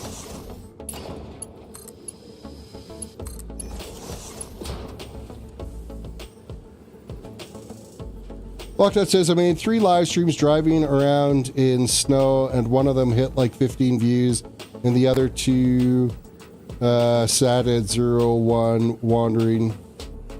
The view counter thing again. Only 10 viewers, streaming chat active. Yeah, I'm thinking it's a view. I think it's a view count thing.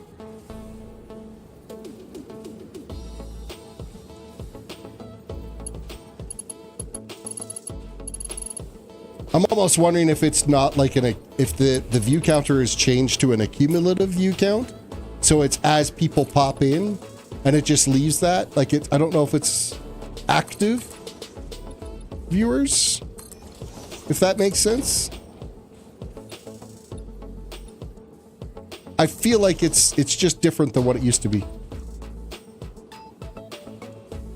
Streaming as Gen X is fun. Have to make sure to not offend 0.00. You know what?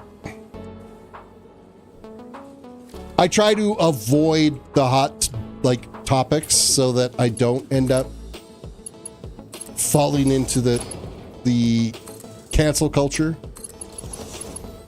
There's a lot of things that, you know, when I was just growing up, you just, like when I was raised, I mean, yeah, basically just raised ourselves because the parents were working.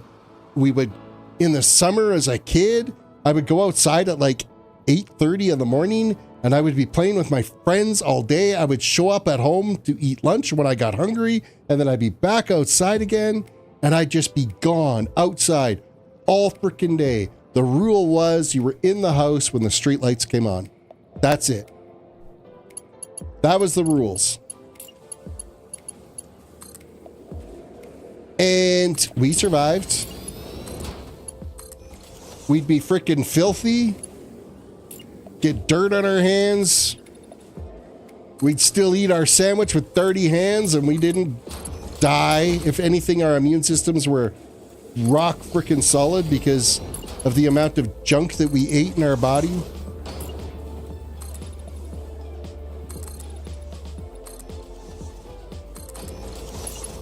And we just don't. It's not that I don't care of what's going on in society. There's a lot of things that are happening right now in today's day and age that infuriate me. But all I can do is, when it comes time at election time, is go to the polls and vote for sanity, vote for change, vote for, I don't know, vote for common sense.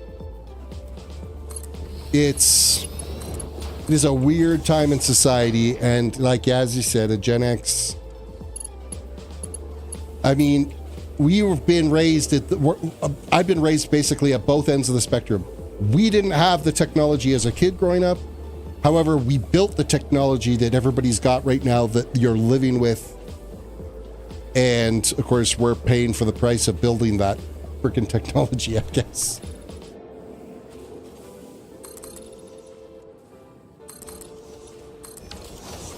It was a simpler time growing up in the 80s, I'll tell you that much. Very much simpler time.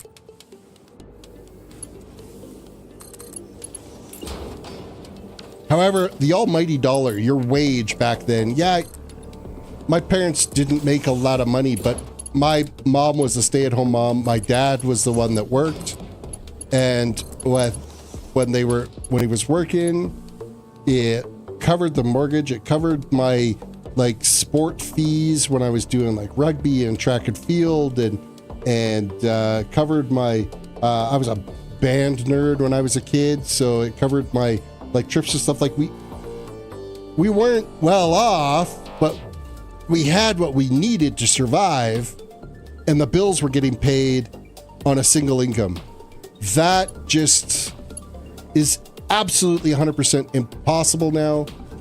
Owned a home, paid for a mortgage, like that's just how it was. Now I honestly don't know how people that are in their 20s now could even remotely think about buying a house. Like, it's really odd time for sure. And I honestly don't know what the right answer is to fix it either.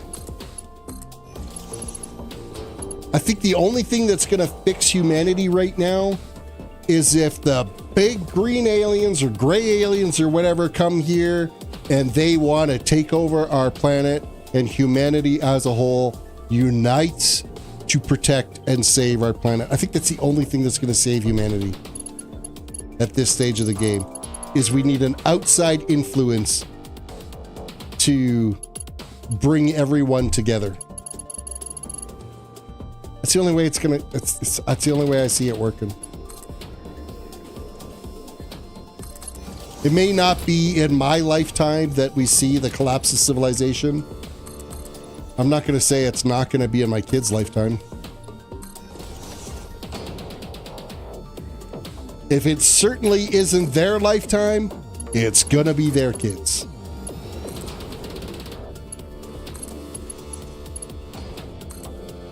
Sad.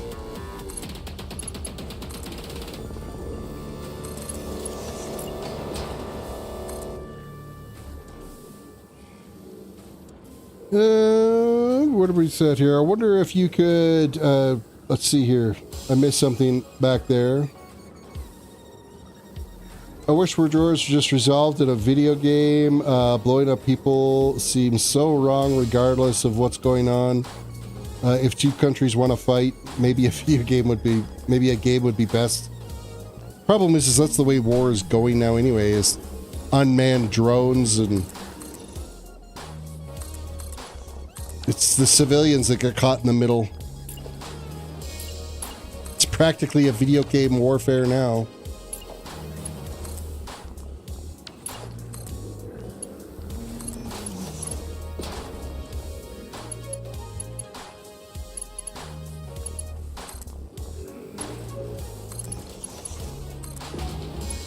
See, the problem with today's society is, like, everything still rolls around the almighty dollar, and everybody wants something for themselves, and that's it.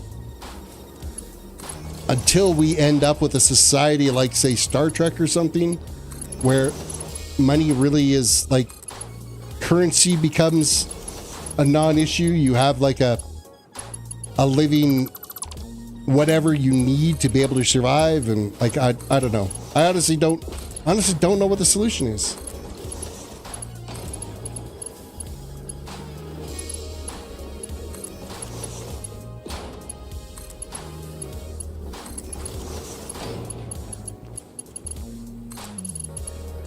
All I know right now is the rich keep getting richer and off of everyone else. And it really feels like the rich could care less. It doesn't matter. They have multi-generations worth of wealth. I mean, if Elon ends up making his 1 million robots from Tesla this year and has them shipped in 2026, he will have met his criteria for $1 trillion payout, dividend payout from Tesla /X/SpaceX, whatever he is. $1 trillion. Like, who needs $1 trillion? Who needs that kind of money? Like, there's no way you could spend it all.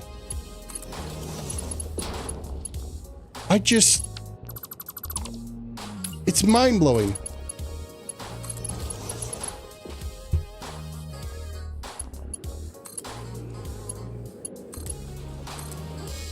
And I really wish, and this is like wholehearted wishful thinking,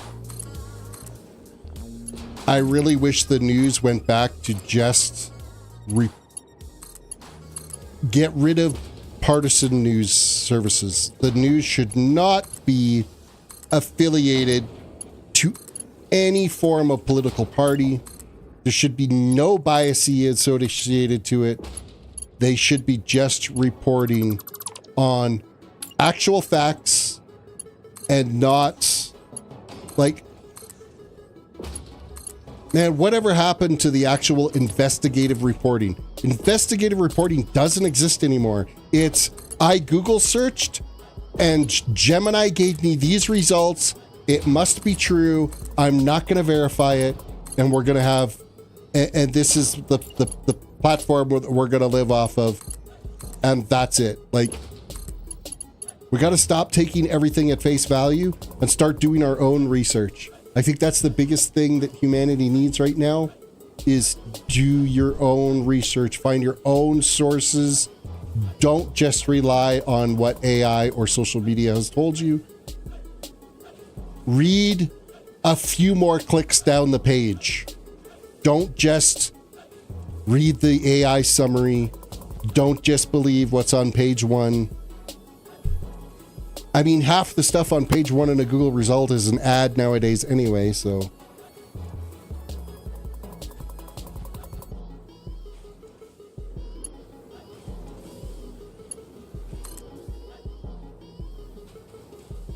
Eldraine says that all the wealth are miserable because they can't do enough. The poor are miserable because they don't have enough to do anything. It's an endless cycle of suffering is what it is.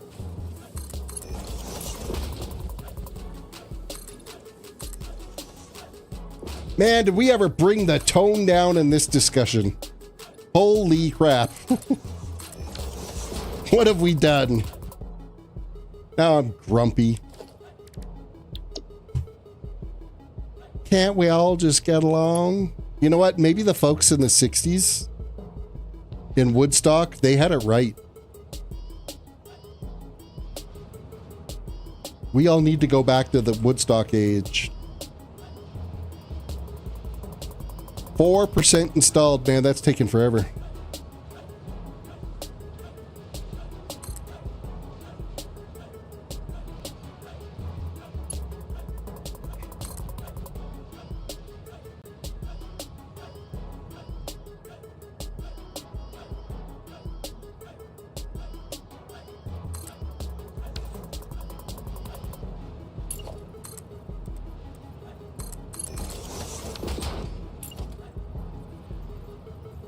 Yeah, now I'm like at a total loss for words to discuss after that completely depressing run that we just had.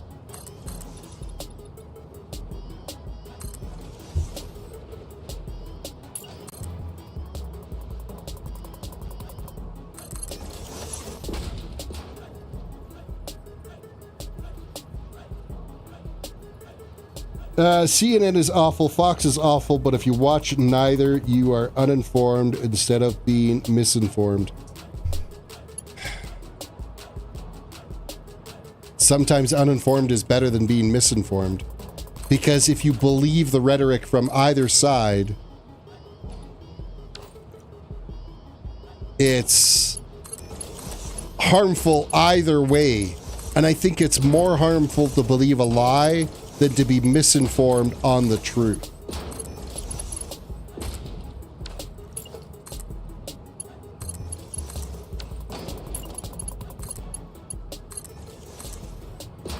This is like no endorsement or anything like that.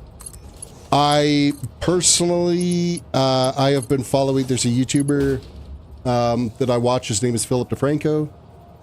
He's a news-orientated YouTuber. He tends to be, I would say he's a centrist as far as his beliefs.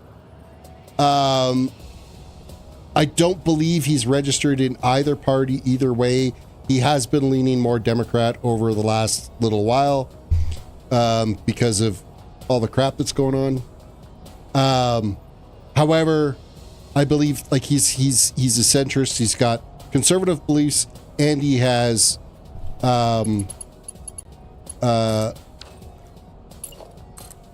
social beliefs as well. Or reformed beliefs.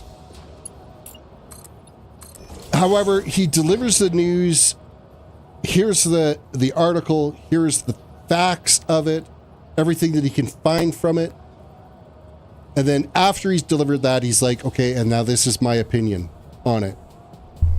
I think that's a much more acceptable approach is here are the facts, form your own opinion. Here's what I thought about those facts. And I feel like that's a pretty level-headed way to have a discussion. And I think that's what we need is we need to go back to a time and age where, of course, I'm in Canada. We don't have Republicans and Democrats. We have conservatives and liberals is what we have. And but we all used to be able to sit in the room and have a conversation and not hate each other over it. We need to go back to that. We can all believe one thing and have a conversation. And that's the way people evolve is to sit down in a room, have a conversation, talk to one another, go through various viewpoints. Here's my argument points. I'll be listening to your argument points and then either agree to disagree or, oh, hey, you've changed my mind. You know what? That makes sense. Or vice versa. Hey, I've changed your mind on something because I was able to provide some more input on this or something. It used to be a discussion. And that discussion aspect of it is gone now. It's you either believe what I believe or you're just completely wrong and you're trash and I don't want anything to do with you ever. That's the way life is now. And it's not right. It's not right at all. I personally am not a religious person. I believe in, scientific evidence, proof, whatever. I used to be as a youth. Absolutely, I used to be. I'm not anymore. I have tons of friends that are very religious. We have our conversations. We don't we get along totally fine. We do everything makes no difference in what that belief structure is. We can all still find commonality as human beings. That we don't have to be polarized each way on our belief systems.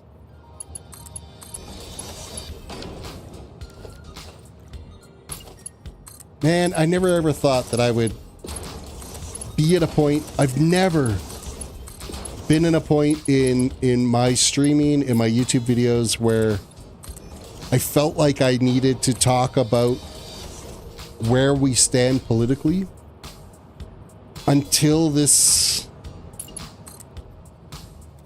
recent cycle of events. And by recent cycle, I'm really talking like the last decade. things have just been rough for the last decade, and I put way too many of those up there. 1, 2, 3, 4, 5.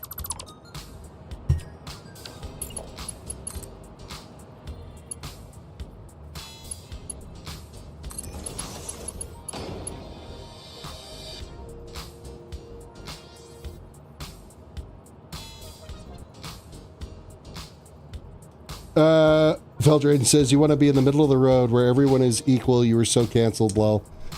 Well, so be it. I kind of don't care.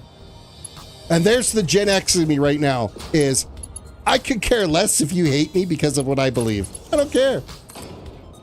I don't hate you, but I don't care if you hate me. Like, that's just... That is a Gen X attitude right there. 100% is I don't flippin' care. I don't care what you believe. I don't care what your neighbor believes. I don't care what your dog believes.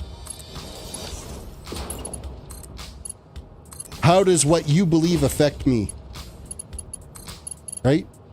Now, you start shoving your belief in my face and start pushing me around with your beliefs and not allowing me to exist with my beliefs. Well, that's where Gen X comes in and be like, yeah, no, that ain't gonna happen either. Because now I do care.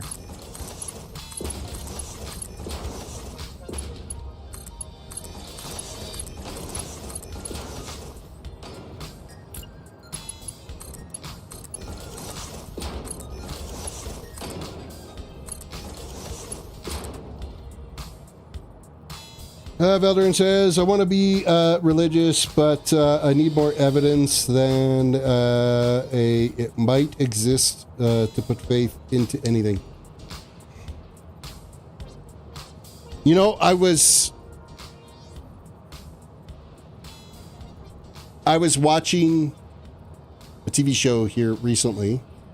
You guys have probably all seen, like, I've been rewatching the series Bones on TV.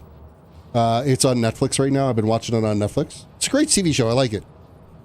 The main character on there, Bones, she's a anthropologist, a scientist. She's not a religious individual.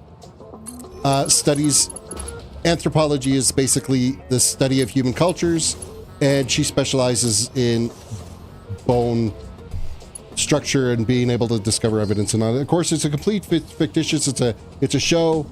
It's not anything based on, you know, reality or anything like that. It's pure entertainment.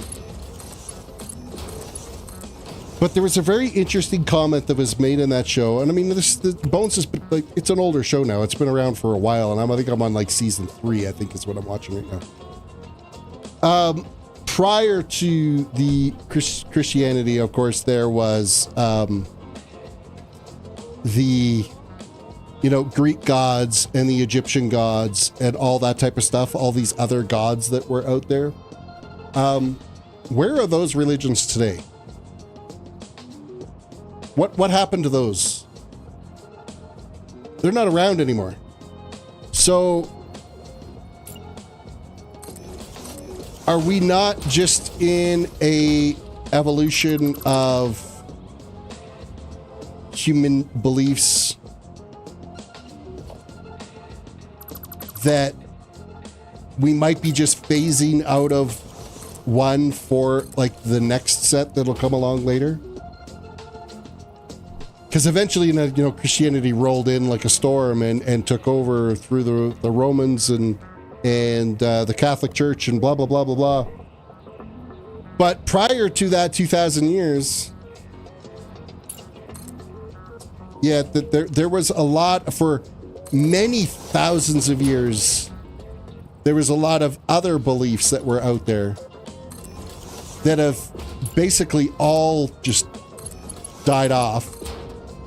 That would have been the beliefs of the time by those extremely powerful people that were in control of all of them, which is going to be the heads of whatever that was. I don't know if you guys are reading into this or I'm skirting around the bush too much on it, but I'm going to go out on my most canceled probably stance right now is I feel like religion is created by man to control the masses. That's my belief. You can agree with it or disagree with it. But what better way to unite people than to put in some type of almighty deity with a rule book to go along with it and have those people follow that rule book to bring everyone in line under a smaller leadership, right?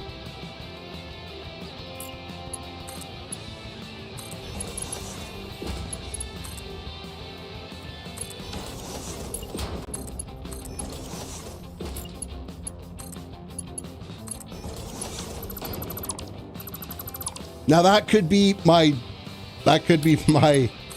stance that my channel dies on right there. That could be the end of me as we know it.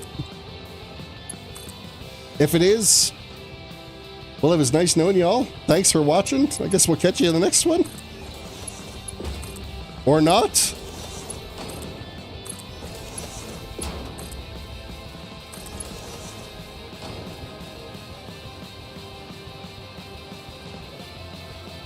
Bucknut says cancel culture is odd. I feel like at this point even dogs are canceled. What I don't cancel culture is like, here's the thing. I'll say I really like hot dogs. Oh, then you hate hamburgers. At no point did I say I hated hamburgers, but because I said I like hot dogs. Well, now I hate hamburgers. It's the stance that cancel culture takes on that instead of just being, oh, well, he likes hot dogs, but he probably likes hamburgers too. Or he might not. It doesn't really matter. But he's just declaring that he likes hot dogs. That is where society is right now, is if you say you like something, that automatically means that you hate the other thing. And it's just not the truth. Here's the thing. I like Coke. I don't mind Pepsi either. If there was a can of Coke or a can of Pepsi in front of me, zero, obviously, because I'm cutting back on the amount of sugar I'm doing, so Coke zero or Pepsi zero. It depends on what's closest to my hand at the time I'm grabbing it, to tell you the God's honest truth. Do I have a preference over another one? Yeah, maybe I would lean slightly more towards Coke than Pepsi. Today? Maybe next month? No, I'll switch and go the other way, but I don't know. But if I said I like one, then that automatically means, well, then you must hate the other, is where things have gone derailed right now. Is it's black or white. There's nothing in between. You can't have it either way. Of course, I'm going to be canceled just for using those two colors. Nothing to do with race. It is the way our culture is now, is if you like one thing, that automatically makes you hate the other thing. That's where we're wrong. That's what needs to be fixed.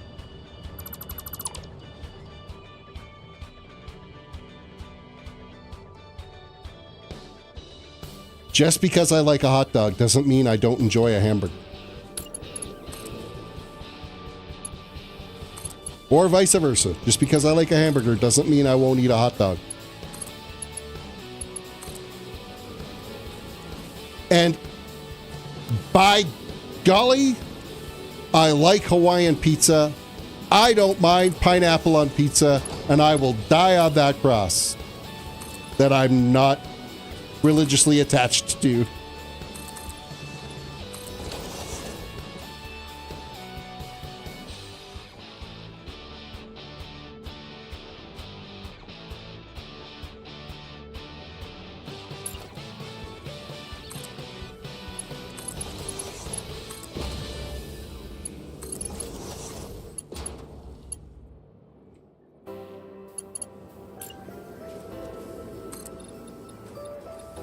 Man, did we ever have some like deep ass conversations tonight.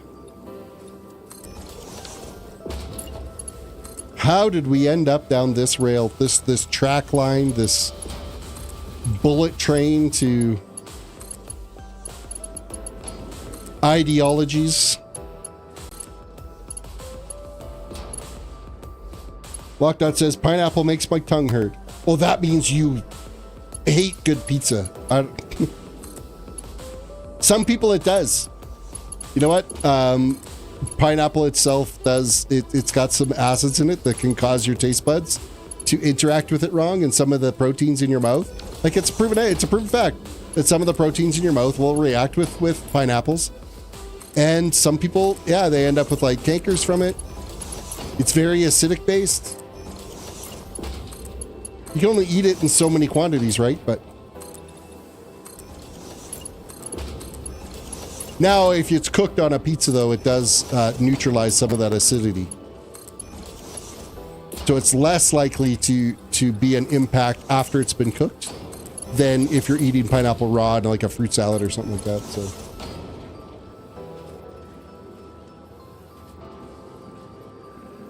Valtrade says, do you like Coke or Pepsi? I prefer Dr. Pepper. Blasphemy.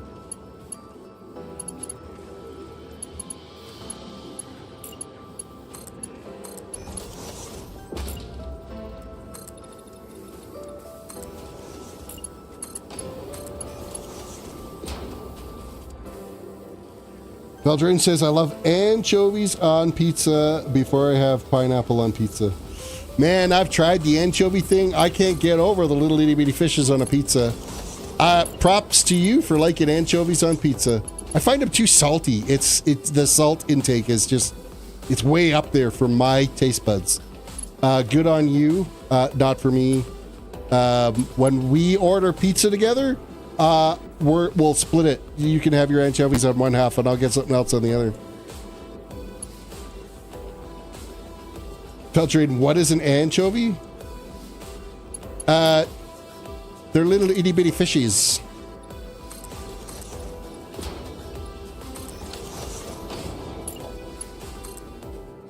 Basically fish bait. They're very salty. They've usually been like canned or preserved. And then, yeah, people throw them on a pizza and bake them.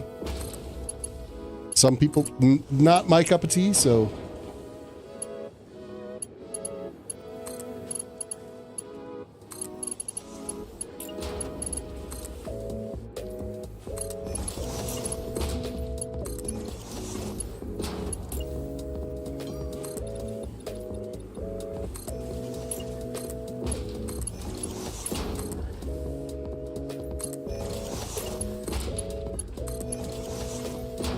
Well, that was quite the political discussion for tonight, and then the religious discussion for tonight, and then the anchovy discussion tonight, and the pineapple discussion tonight.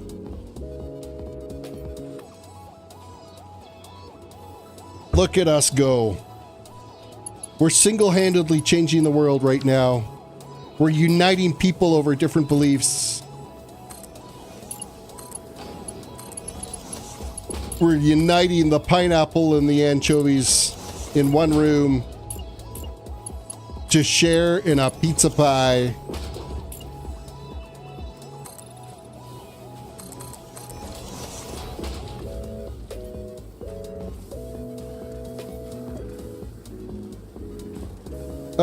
Play Dr. Rin said that the snow storm was a little dusting. Well,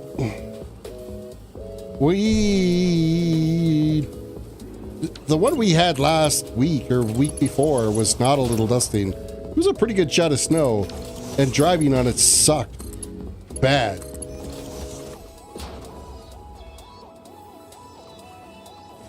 Pineapple and anchovies together.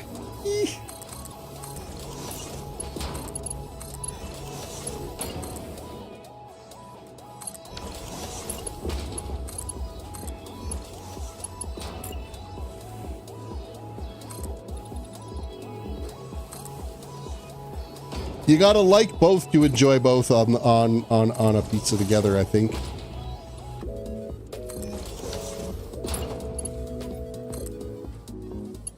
That seems really rough, though.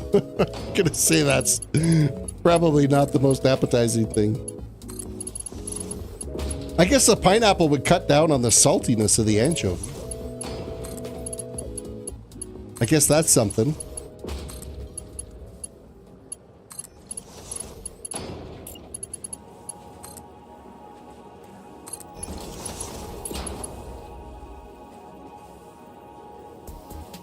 Doctor says, I caught noodles on fire. I put all the water to prevent sticking and failed. The oil floated on top and I forgot about it and boiled over and caught the stove on fire. Dude. Yeah, once it starts boiling, you do need to turn the heat down a bit. You just need to maintain the boil. You don't need to keep it at roaring high. And then when you put your noodles in, I do the same thing. I'll put oil or a little bit of margarine in the boiling water to keep it from boiling over. But as soon as I get to a boil point and I throw my noodles in, I will turn it down from, you know, like screaming hot high 10 or whatever down to about a 7 just to keep it bubbling, but not a, you know, blazing inferno of fire and death to keep my noodles cooking. And I will die on this hill. Noodles cooked must be cooked to al dente with just a slightness of firm. That's what al dente means. Never overcook your pasta. I do not like a mushy noodle.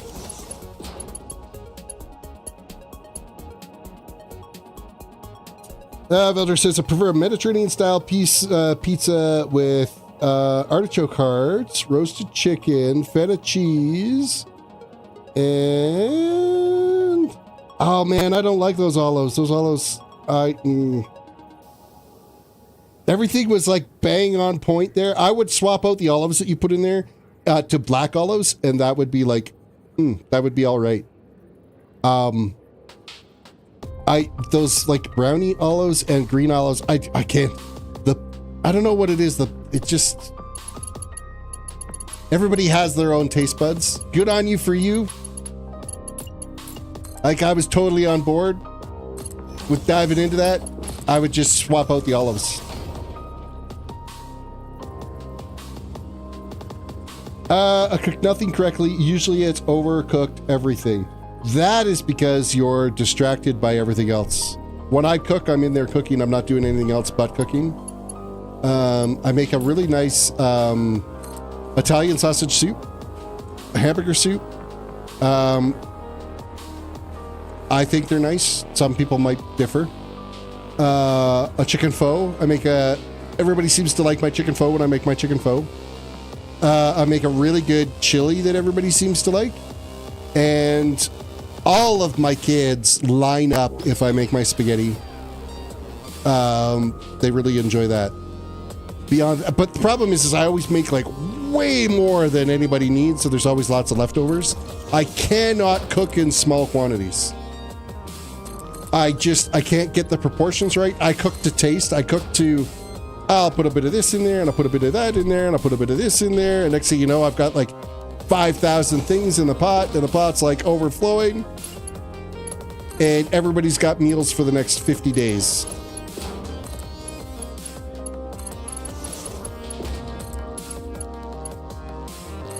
When I make chili, I've got like a massive soup pot. The thing is like, it's massive.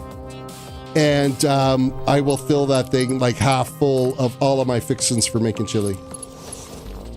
But because it's a pot, you got to like stir it on a regular. You can't just like in a crock pot, if you're cooking everything in a slow cook or anything like that, you can usually get away with leaving it for about a half hour and let it just kind of bubble away. If you're cooking in a big pot like that, like every 10 minutes you got to give it a stir or it'll stick to the bottom and then it'll burn to the bottom and then it's going to really suck.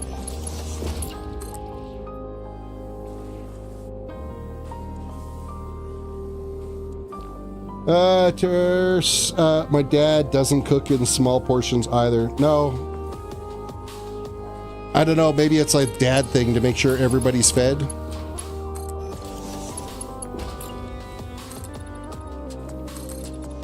And I don't follow recipes when like I make my spaghetti or I make my soups and stuff. It's Oh yeah, they'll throw a bunch of this in there. Oh, that doesn't taste right. Let's throw a bit more of it. Oh, let's grab some of this and throw that in there. That's how I cook. Oh, I do have pretty good chicken fried rice, apparently everybody says too. Everybody seems to line up pretty good when I make my chicken fried rice. I learned that from my mom, though. She made it really good.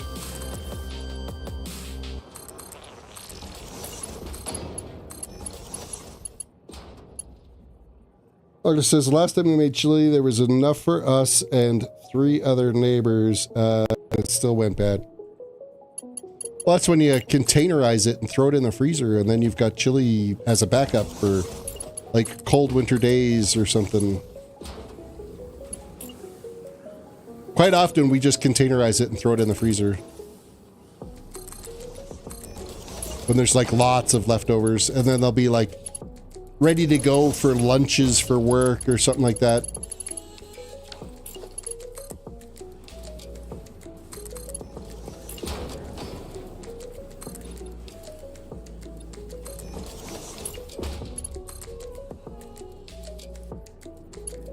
Filled the freezer up. Well, I guess if your freezer's full, then yeah, that'll happen.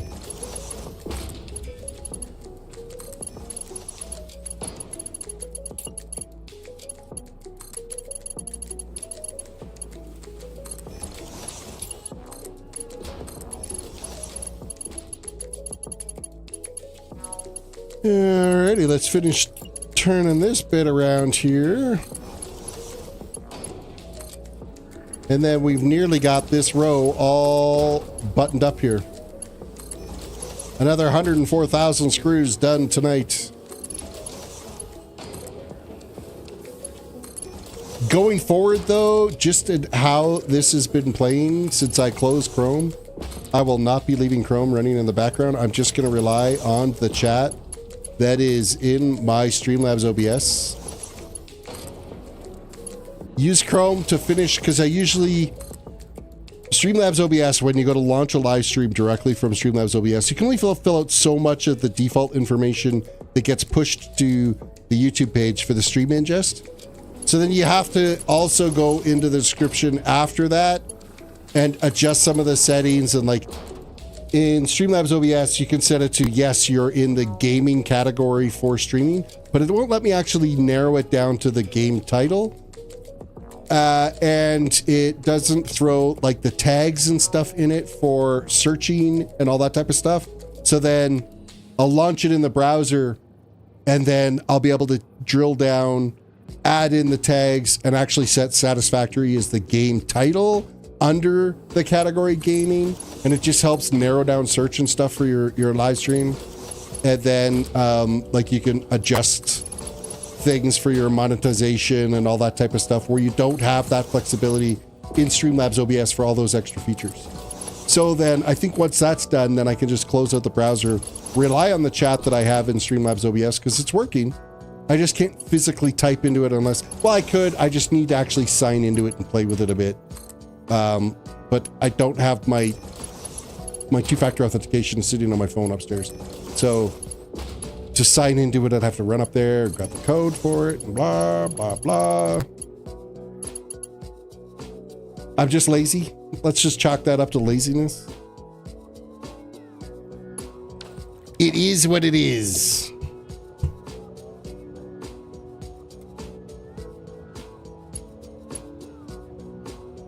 Click.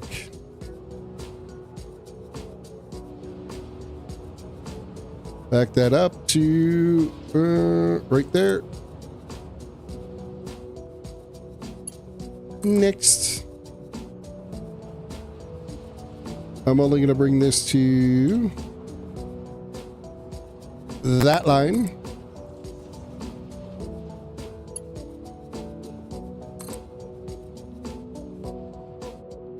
If you had to pick 5% chance of food poisoning with amazing flavor or 0% of food poisoning, but it's overcooked and bland, I would 100% take overcooked and bland. I do not like throwing up. If I ever, you know what? It depends. If the food poisoning just gave me the shits, I'd deal with it. But if I had to vomit, man, I would sooner get run over by a freight train than to have to vomit. I don't like that. So I will take overcooked and bland hands down over food poisoning. Now, those are some pretty, like, extremes.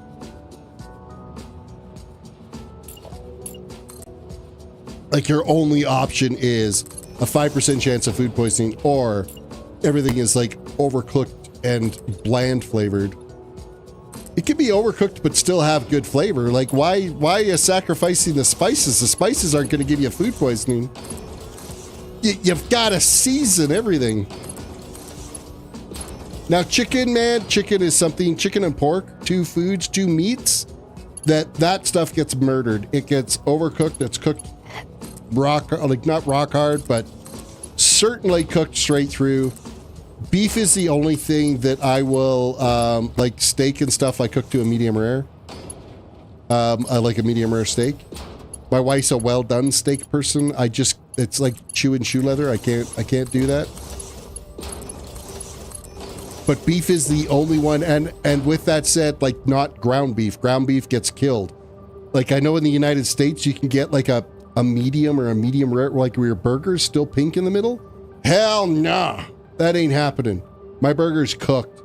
And you know why? I don't know if you guys know this, but hamburger is actually cut with pork fat. That's how a burger gets all juicy and everything. Is they take the lean ground beef and then they add in pork fat to it. They mix that together, grind that, and that's what gets you your burger patty. So it's the pork fat that you need to be making sure that is cooked to prevent from like E. coli or salmonella or whatever bug comes with. I'm not a food guy. I don't know what parasite lives where with what. But I do know that ground beef is cut with pork fat to give it that kind of marbled look and to give it extra flavor and whatnot so that it can hold in a lot of those juices and stuff for the flavors as you're cooking. It comes from being mixed with pork fat. And it's not like a huge percentage. The more the like regular ground beef versus lean ground beef just means that there is more pork fat content added to it, which is like I prefer like an extra lean ground beef for me personally, because I don't like a lot of extra runoff, because when I'm making, say, spaghetti or something, I'll use ground beef in my spaghetti, and I don't want a lot of runoff on it because there's a lot of the flavors and whatnot that end up leaving in those oils and fats that you take off when you render off or whatever. You cook your, say, regular ground beef and you got all that oils left in it. You drain that off. Well, you're draining off a bunch of the flavor too. I don't like that. So I'd sooner cook with like an extra lean or lean ground beef, so I don't have to drain that off, so that I can keep that flavor profile in my sauce when I'm making my spaghetti sauce. Make sense? If it didn't, it doesn't matter.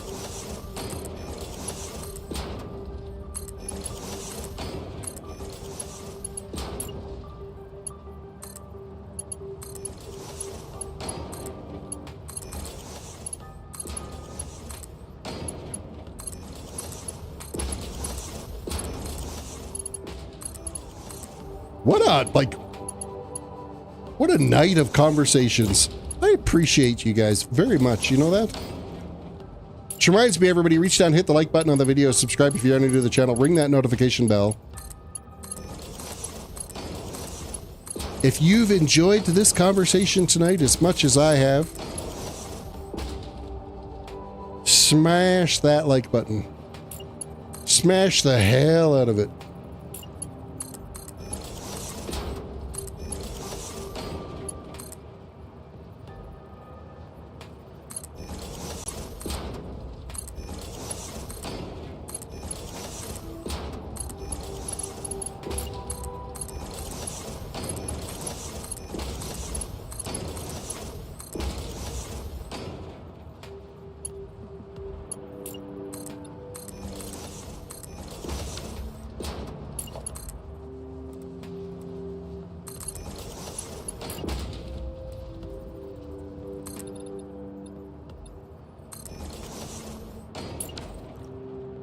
getting to that point where I'm starting to fade. It's late. Which actually, I've only been streaming for like 2.5 hours. I think it's just that work has been so freaking busy. I haven't been streaming as frequently as I did when I first kicked off this whole making the ridiculous amount of screws project, because a lot of it is just rinse and repeat right now. So I think what I'm going to do is I'm going to be focusing on like a weekly recap stream of, okay, this is how far we've made it. And then once I get the record broken and we hit like a point where I'm satisfied that, yes, this is the new record, we're here now, I will cut that into a video. I've got like 18 various save files right now of the whole project as I've been kind of moving along through it, where I'm going to go back and record video footage of everything that we've done here so far. And that's going to end up all getting implemented. I'm going to try to hold it to about a 45-minute long video of the process of getting to where I'm at right now and explaining each of the processes that I've gone through and my thoughts behind my choices that I've made here.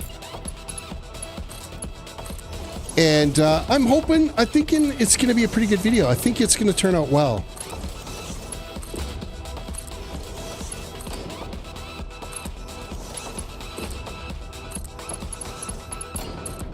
And then, obviously, at the end of the video, there will be a to be continued, because I know by the time I actually break what the current record is, I still got a long ways to go that I can still make more screws. So I'll still be able to continue adding on to this project, continue building it, and we can move on from there and add a part 2 once, you know, the entire ocean out here is full of screw manufacturing. And the save game, you know, literally takes a half an hour to save each time it goes to save. You basically play for 5 minutes, save for 25 minutes, play for 5 minutes, save for 25. Let's see if I can get the save game to that point.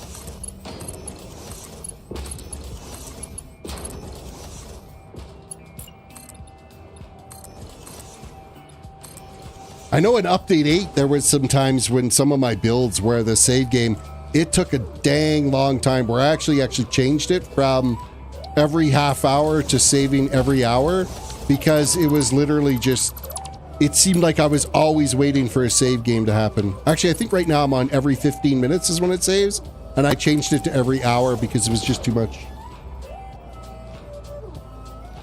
You're going through a second playthrough. The factories look way different when the resources are more finite. Yes, absolutely they are. Have you looked at any of the upcoming 1.2 features that are coming through? I hear there's supposed to be a new game mode with random resource generation now.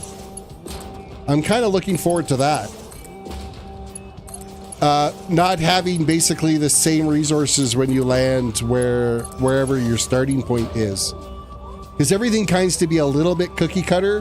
When you land somewhere and you know, okay, I've got 2 pure nodes of iron over here, and I got a pure copper over there, and I've got pure sandstone over there, and I've got a couple of normal coal nodes at their point. I'll be able to all consolidate and start building my factory. Well, it kind of brings back that little bit more of discovery behind, hey, I've landed, now what resources do I have in my area?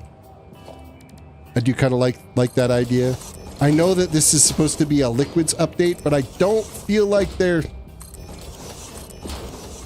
not getting rid of the head lift and the slosh and everything like that. They're supposed to be making some improvements, but then they're adding like rail cars that can transport liquids and stuff now too. I think there's a lot more that they could do to make liquids a little bit more fun to deal with, because right now, it's an absolute pain in the ass. I have some of my petroleum coke plants that are making right now where I know I've combined enough, they're all on the same plane, combined enough oil extractors to be at 600 cubic meters of oil, yet it's still starving the system somehow. I can't figure out why. It's absolutely ridiculous. It's stupid. It makes no sense. I've got 150 coming from here and 150 from here and 300 from there. You add them all together, that's 600 cubic meters of oil, but it's not giving me 600 cubic meters of oil. And they're all on the same plane. They're all at the same height. There should be no sloshing or anything. It's stupid. It drives me mental, absolutely mental. That doesn't work. And you seriously almost need to treat each individual oil extractor as its own entity. Don't combine them. You're not saving yourself any time. Don't try to get pipes up to 600 cubic meters per minute. Just deal with the one extractor and the amount of fluid that it's producing and make whatever you can make out of it. Don't try to optimize and make things. It doesn't pay in the long run. It's such a pain in the ass sometimes. And trust me, I know, because on this playthrough, I literally have gone to every single oil resource in this game and converted all of it into petroleum coke, enough to be able to make 143 conveyors of petroleum coke running 1,200 items per minute. And look, there's the random conveyor line that's starving petroleum coke for no reason, because I know all the freaking oil is there, but it keeps starving out oil for no reason. Am I bitter? Maybe a little. All the rest of these lines are running at a freaking 1,200 items per minute. That's a lot of petroleum coke, in case anybody's wondering. Am I bitter? Oh, hell yeah. Hell yeah, I'm bitter. That's how much I love the fluids in Satisfactory. Uh-oh, Reggie. Why are you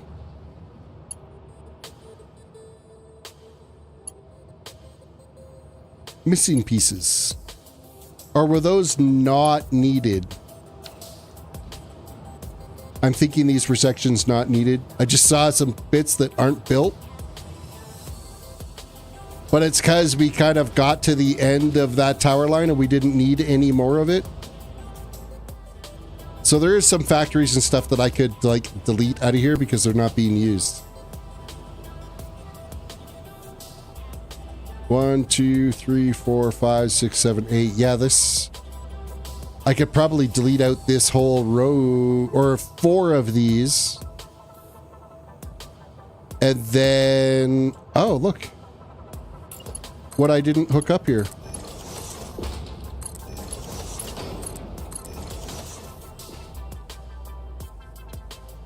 Guess it pays every once in a while to double check to make sure everything's working the way it's supposed to.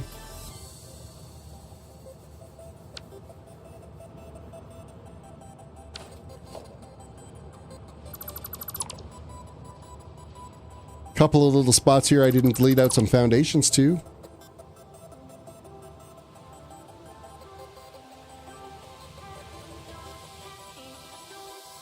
Yeah, I got some tweaking here that I can do that I can fix some of this. That's areas that aren't ever going to get used because we ran out of our build height and we moved over. That's why some of that is like off what it's supposed to be. Where was I over here though? I was just doing something. Did I finish building it? That's all connected. That's all connected. That's all connected. That's all doing its thing. I think I did. So there's just that conveyor of... Oh no, wait. That's not the line I was working on. I was working up here. This is what I was working on. Before I got myself completely distracted.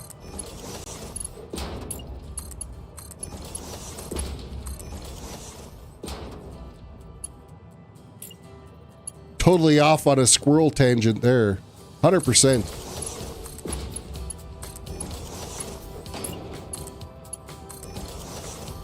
No, I don't have ADHD, not at all. I don't get completely distracted and run off on some tangent somewhere.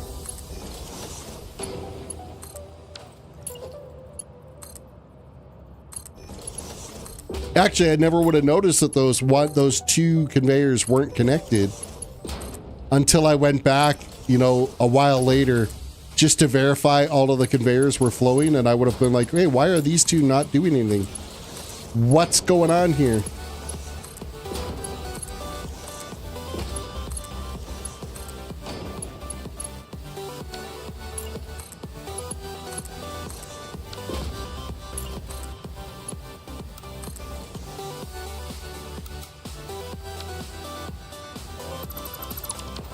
At first, what I thought was, as I'm like deleting out foundations and stuff, so every once in a while I accidentally clip a conveyor and we'll end up deleting one.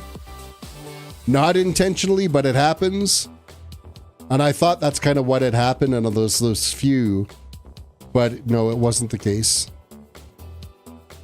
However, I do need to deal with this.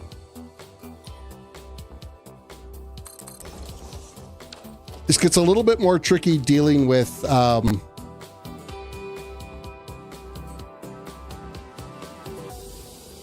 these 4 conveyors that are kind of left over. Basically, the blueprint will only let me build stackable conveyors 24 high. So when you have 100 constructors making screws for you, that leaves 4 extra conveyors that aren't part of all this assembly that's going out. So you got to kind of deal with them a little bit differently. And it takes a little bit extra logistics to be able to have them dumped into where they're supposed to go.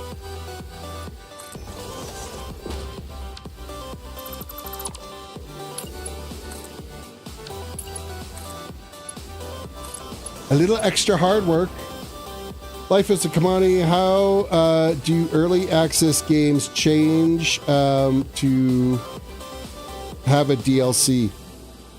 Early access shouldn't have DLC. Early access should only have the game what it is. If you pay for early... See, the way Satisfactory did it, I bought early access for Satisfactory. I started playing in Update 5. And that purchase in early access, because of course it helped them with cash flow as they were developing the game, that guaranteed my license. I didn't have to buy the game again when it came out in 1.0. I haven't had to pay anything else since 1.1, 1.2. However, if they release, say, an expansion pack, and by what I mean is an expansion pack is, okay, well, let's say that island over there, they add a whole pile of new resources and some new materials and a new bunch of buildables, or some space probe system that launches you to another planet, and you can go and start building and exploring and going on to another planet. I think that's like an expansion level game. That's a DLC that I think is totally fine, because that's like 2.0 of the game versus updates to 1.0. The stuff that they're doing right now, of course, with this game is still very much fixing and optimizing the game. They're adding little bits of new content, yes, but I wouldn't say that it's like mind-blowing, changing new content. It works out to ease of gameplay development and creature comforts to help make your gameplay kind of flow more smoothly. That's kind of where they're at right now. So they haven't really done like a DLC type, anything that would have qualified as a DLC yet in this game. But if they ever went to a point where they made Satisfactory 2.0 and it was like a, you know, the next version of this game, and it was like all new materials and all new machines and all new build patterns, and it's on a different planet, and new monsters and everything to go along with it, that is a totally different beast. I think that is a viable, I'll pay more for that versus what we're at right now. Now, this is a slippery slope to be on as well too, because how long do you expect them to keep this version of the game in what you would consider active development, where they're improving and tweaking and optimizing, where eventually they're going to hit a point and say, this is the end of the game. This is what it is. What I love about Satisfactory is this is a local game. The servers for it are a local run server that you can run from your computer and your friends can connect to. You are not tied to their infrastructure to be able to play the game.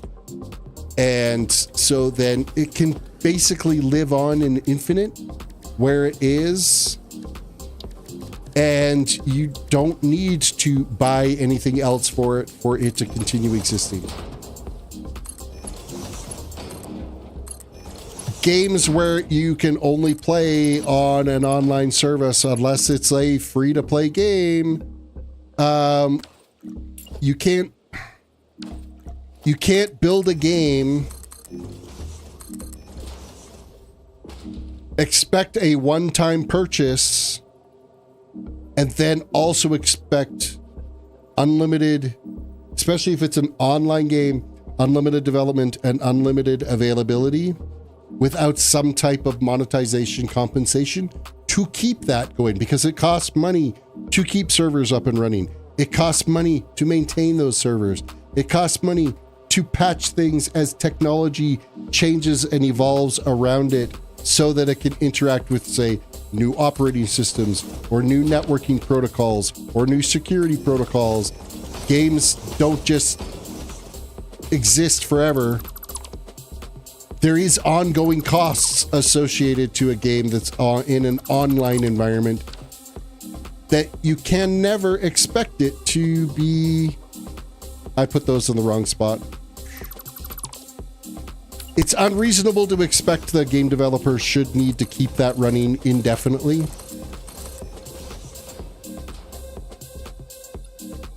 Without some type form of compensation. Like, for instance, I was a World of Warcraft head for years. I started playing in 2004. I think I played straight through until like 2022, maybe. And then every once in a while would pop back in and play a little bit more. Like, even tried here releasing a couple of videos this year on it. And then I couldn't commit myself back to it. The reason why they can continue that development and continue releasing expansion packs and continue this is they've monetized the DLC for it. Like, you buy the DLC, you buy the expansion pack, you pay a monthly service fee to be able to play on it.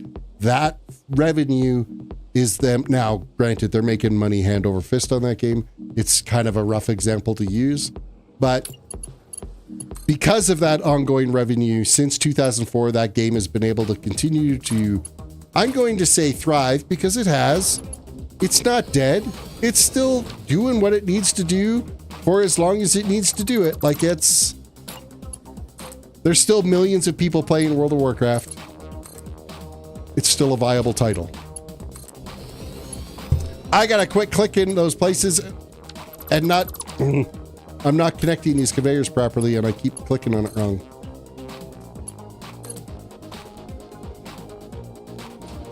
After launch, DLC would be valid. Saying you have DLC before 1.0, they're trying to pat themselves on the back without even earning it. Absolutely, that's 100% right. I do not think that DLC should be available at all until at least, I'm going to say 6 months after release.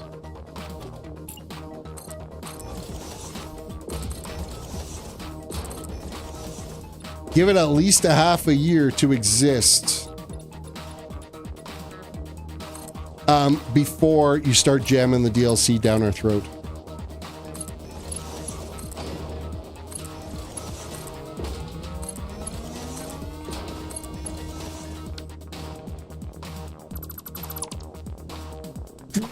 Oh, excuse me.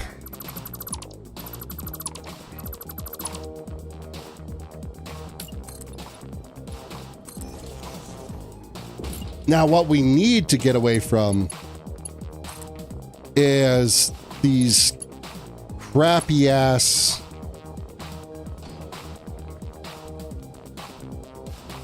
Did I even build that at the right spot? I didn't. Ah, dang it.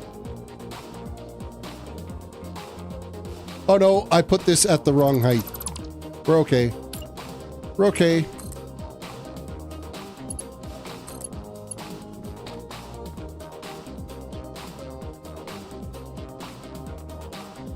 No, I didn't build it at the right height. I'm an idiot.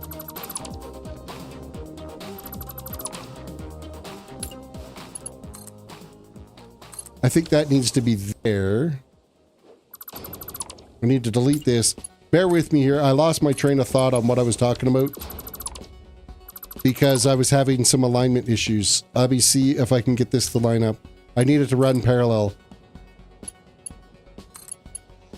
Are you straight there? Yep. I played New World. We all know what happened with that. I played New World. I was in the beta for New World. And I loved that game. I thought it was fantastic. I didn't realize just how broken the code was in that. I'm not a coder, right? I didn't realize that half of their freaking menus and stuff were just plain HTML. And it could be client-side edited to basically break the economy in that game. I was so disappointed. I loved the idea behind New World. I thought it was going to be the great new World of Warcraft. I played it for quite a while. I played it in beta and played it in the public beta, and then very quick. I think that was a purchased game, and then it just ran, right? And did they add, I think they added DLC to that, didn't they? I think. I can't remember. But it's nowhere near the player base now as what it was. The problem is Amazon is not a game studio, and for them thinking that they could have pulled that off like they did without understanding what they were doing.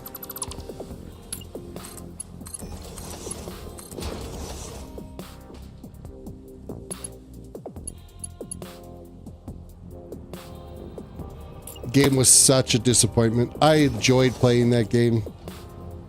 You know, another one that was like a huge disappointment? You guys ever play Age of Conan? Man, Tortage Island in Age of Conan, the very first starting zone, was absolutely perfect. It was a perfect MMO, a beautiful graphics engine. It couldn't have been built any more perfect than that. I think he got up to like level 20, level 26, something like that. You got off Tortage Island, the game sucked. They had everything all like beautifully voice acted, and the quests were so engaging, and it really was so well done. The story was great.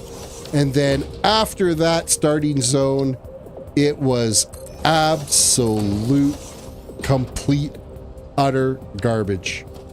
A waste of resources, a waste of everything.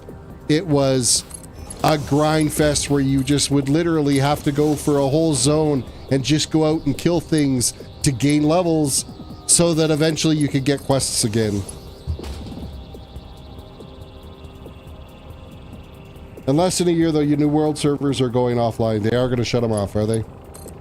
Thing is that was a game. I want to say that they didn't make that game sustainable, because it was, you purchased the game and you got to just play, no monthly fee, no nothing. Once that initial purchase is done, how do you pay everybody to keep it going and keep it working? You can't. It's not sustainable. It's not possible. I think the game really would have had, you know, a lot more potential if they had built it right. You know what? I'm going to leave that foundation there and that one, because the next row of conveyors that I bring in here are going to have to deal with that, so.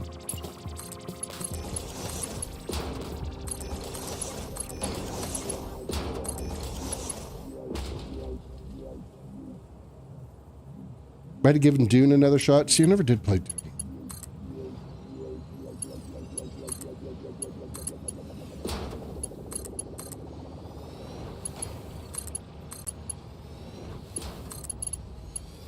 I really, really wish that someone at Blizzard would just take World of Warcraft, do a brand new release, call it World of Warcraft 2, and give it a real graphics engine. Build it on the Unreal Engine. There's been a lot of independent indie developers that whatever the starting zone was for, I was always Alliance. I was never really Horde, but there was a starting zone for the Undead. I can't remember exactly where it is, but they turned the entire zone. They built it in the Unreal 5 engine. They added in the quests, the quest mechanics, and they made a YouTube video of them playing the game in Unreal with the quest mechanics. It was so gorgeous. I would go back to playing World of Warcraft today, paying the monthly fee if it was in a modern graphics engine. And I want to say this is 100% Ashes of Creation. Don't even get a full release. No, I don't think that I think it's already dead, Ashes of Creation.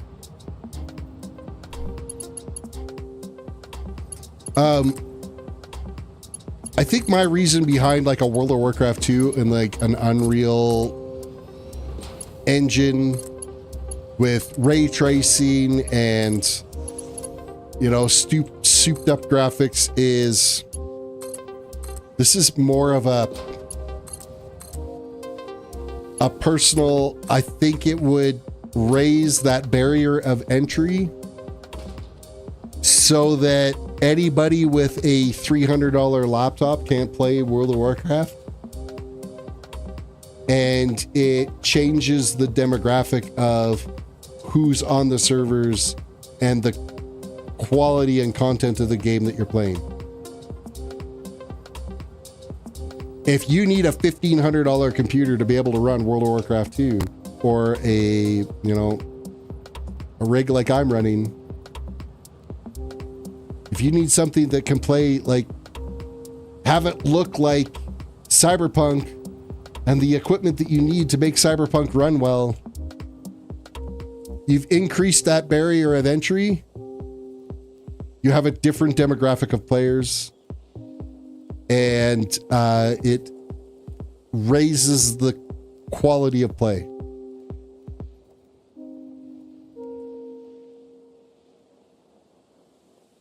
I think we did it. I think we just added another full conveyor of screws. We just added another 104,000 screws to our running total here.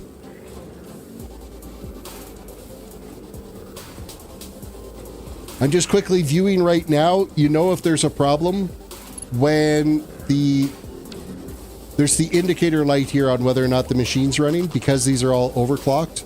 They grow with a white light. Green is standard operation. White is overclocked. Yellow is it's paused or backed up. Red is it's lost power or doesn't have power to be able to operate. So right now, as long as all these are in the white, then we are operating at capacity and everything is flowing through. And that's exactly what is happening with this bank of conveyors. So the other thing we can do now is we can run over to our billboard here and I can do a count update and add another 104,000 to our list up here, which will take us to 3.8 million screws. Banging close at that 3.9 million screws. 3.8688 million screws is where we're at now. Another 104,000 added to that. We're getting really close. We're only like 400,000 off of the current record for the most screws made in Satisfactory. And I got lots of resources yet that we can keep adding to this, so. World of Warcraft 2, watch the internet break. Probably would. OG WoW, a $1,500 PC was required to get over 30 frames per second in Orgrimmar. Yeah. And you know what? The quality of gameplay back then was it was a different level of quality of gameplay because you had a barrier of entry that had you spending $1,500. That engine is 22, no, more than that. It's 25 years old now, that graphics engine. Yeah, they've made some tweaks and improvements, but you can play World of Warcraft on an Intel APU or an AMD APU. What I mean by an APU, that's an all-in processor. That is your CPU and GPU are all on one chip. That's onboard graphics. That is your barrier of entry is a $500 laptop. And you can play World of Warcraft. Granted, you may not be diving into some like hardcore raiding or anything, but you can certainly quest. You can certainly hang out in Stormwind. You can certainly hang out in the auction mart. And you can spam chat till your heart's content of all the garbage. And raising that barrier of entry raises the quality of content in the game. I'm a firm believer of that. I miss those days. Not everything needs to be accessible to everyone. At a certain point, you got to stop thinking, oh, I need to get 15 million players and I don't care if... I'm just going to go out and say it. I don't want to play games with a bunch of 12-year-old kids. I don't. The maturity level's not there. I don't want to hear them spouting off some of the stuff that you've heard in Fortnite chat of what these kids get away with saying is so dreadful. I don't want to be in a gaming environment like that.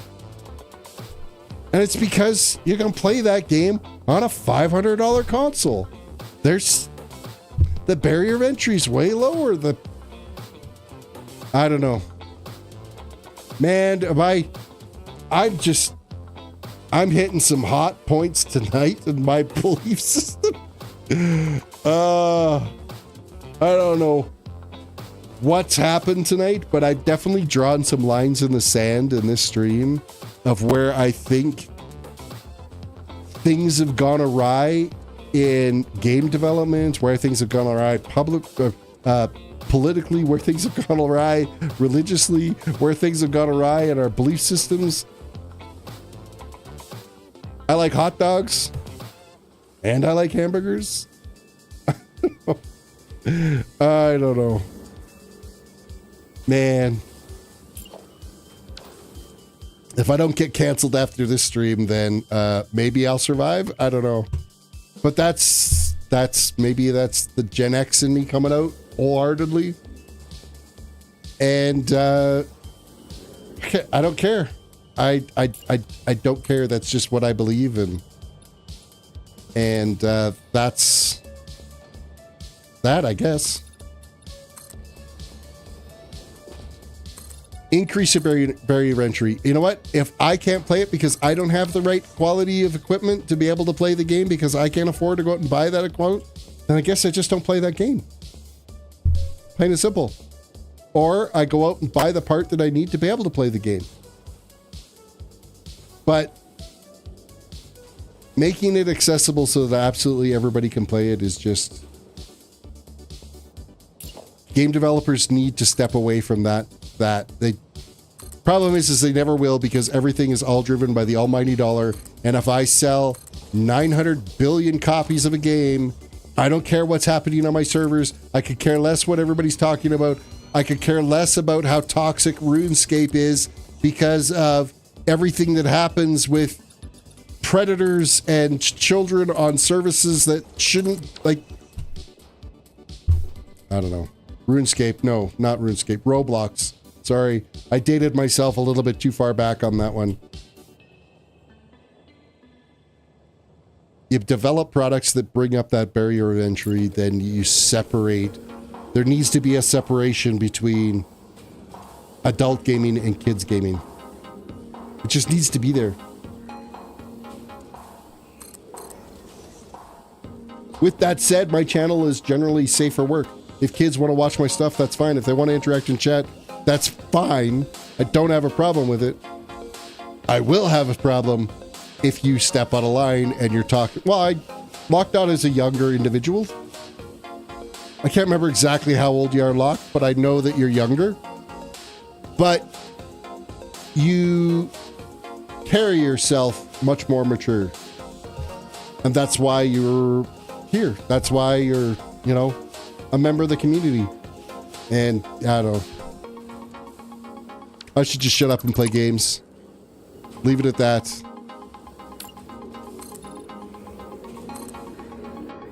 Before somebody hunts me down.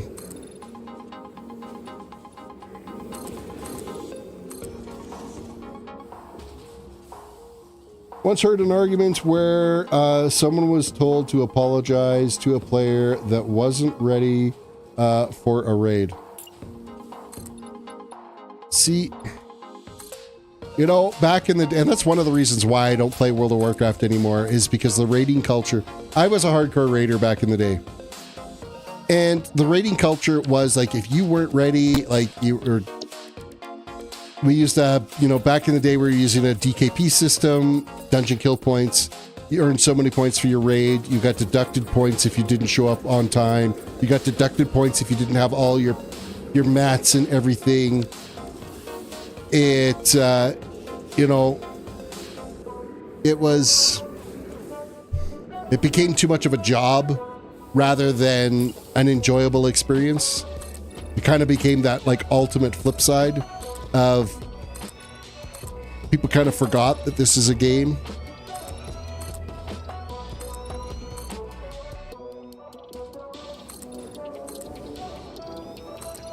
Then I switched when I got out of raiding. That's when I actually started my YouTube channel, basically doing World of Warcraft leveling streams where I would just pick a random character and I would level that character from 1 to whatever the level cap was at the time.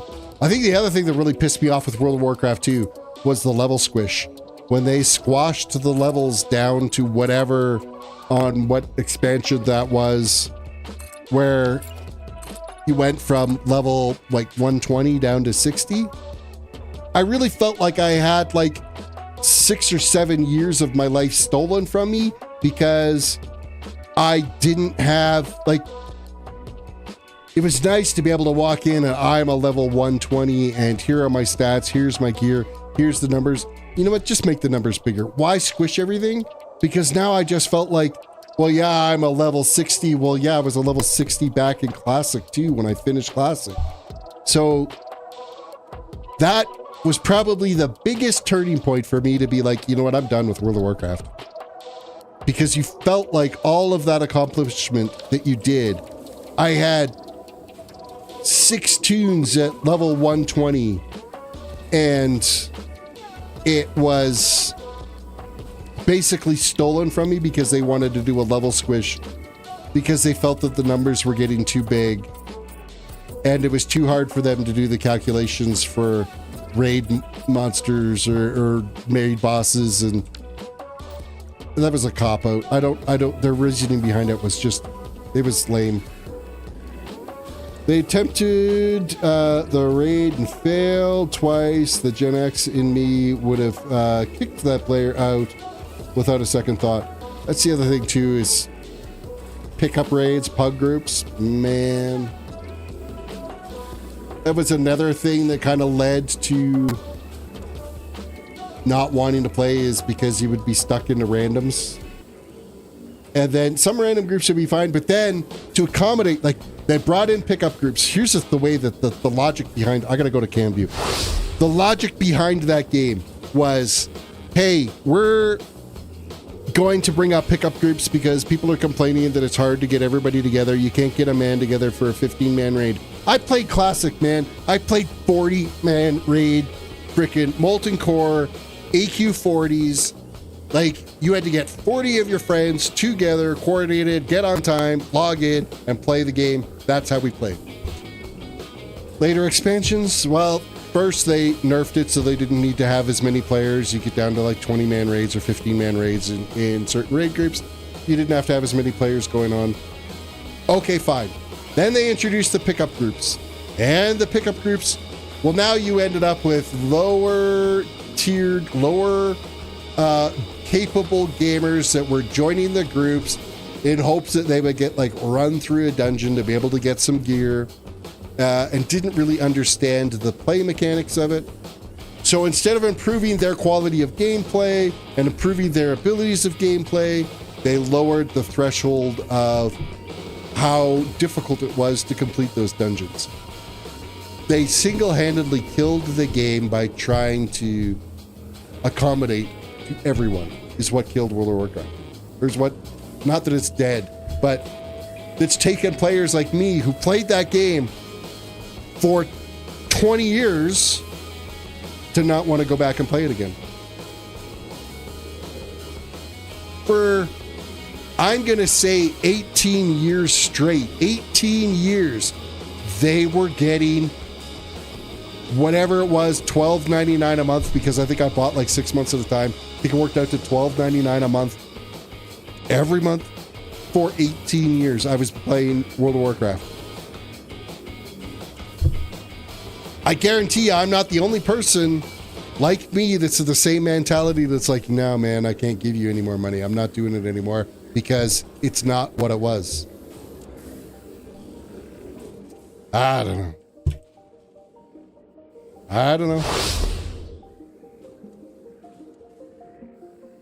Man, I've been so ranty tonight. What the hell has happened? What has happened? It's crazy. With that said, it's midnight too. We're going to switch back to cam mode because we're done for the night. I've got the foundation prepped for the next row that's going to happen here. I'll play offline now for a little while for the next few days, and maybe try to sneak in a stream Sunday-ish. Maybe, I don't know, play it by ear. Just keep your notifications on so you can see when I do hop back in. And yeah, we'll get an update. I want to be up over the 4 million mark by the time the next time you guys see this is kind of my target. That's what I'm going for. With that all said, guys, thank you for chilling and hanging out. Thank you for listening to Old Man Yelling at Cloud. I can definitely tell that I'm going to be turning 50 here soon. Yeah, I'm like right in the middle of the Gen X era, and I'm a couple of months away from half a century, and I'm starting to turn into that old man yelling at cloud. It's just what it is, I guess. Yeah, back in my day. It's a couple of months yet, Locke, so yeah, thank you for the early birthday wish. But with that all said, guys, thank you for chilling and hanging out. Don't forget to reach out, hit the like button on the video, subscribe if you are new to the channel, ring the notification bell, and we'll see you in the next stream. Bye for now.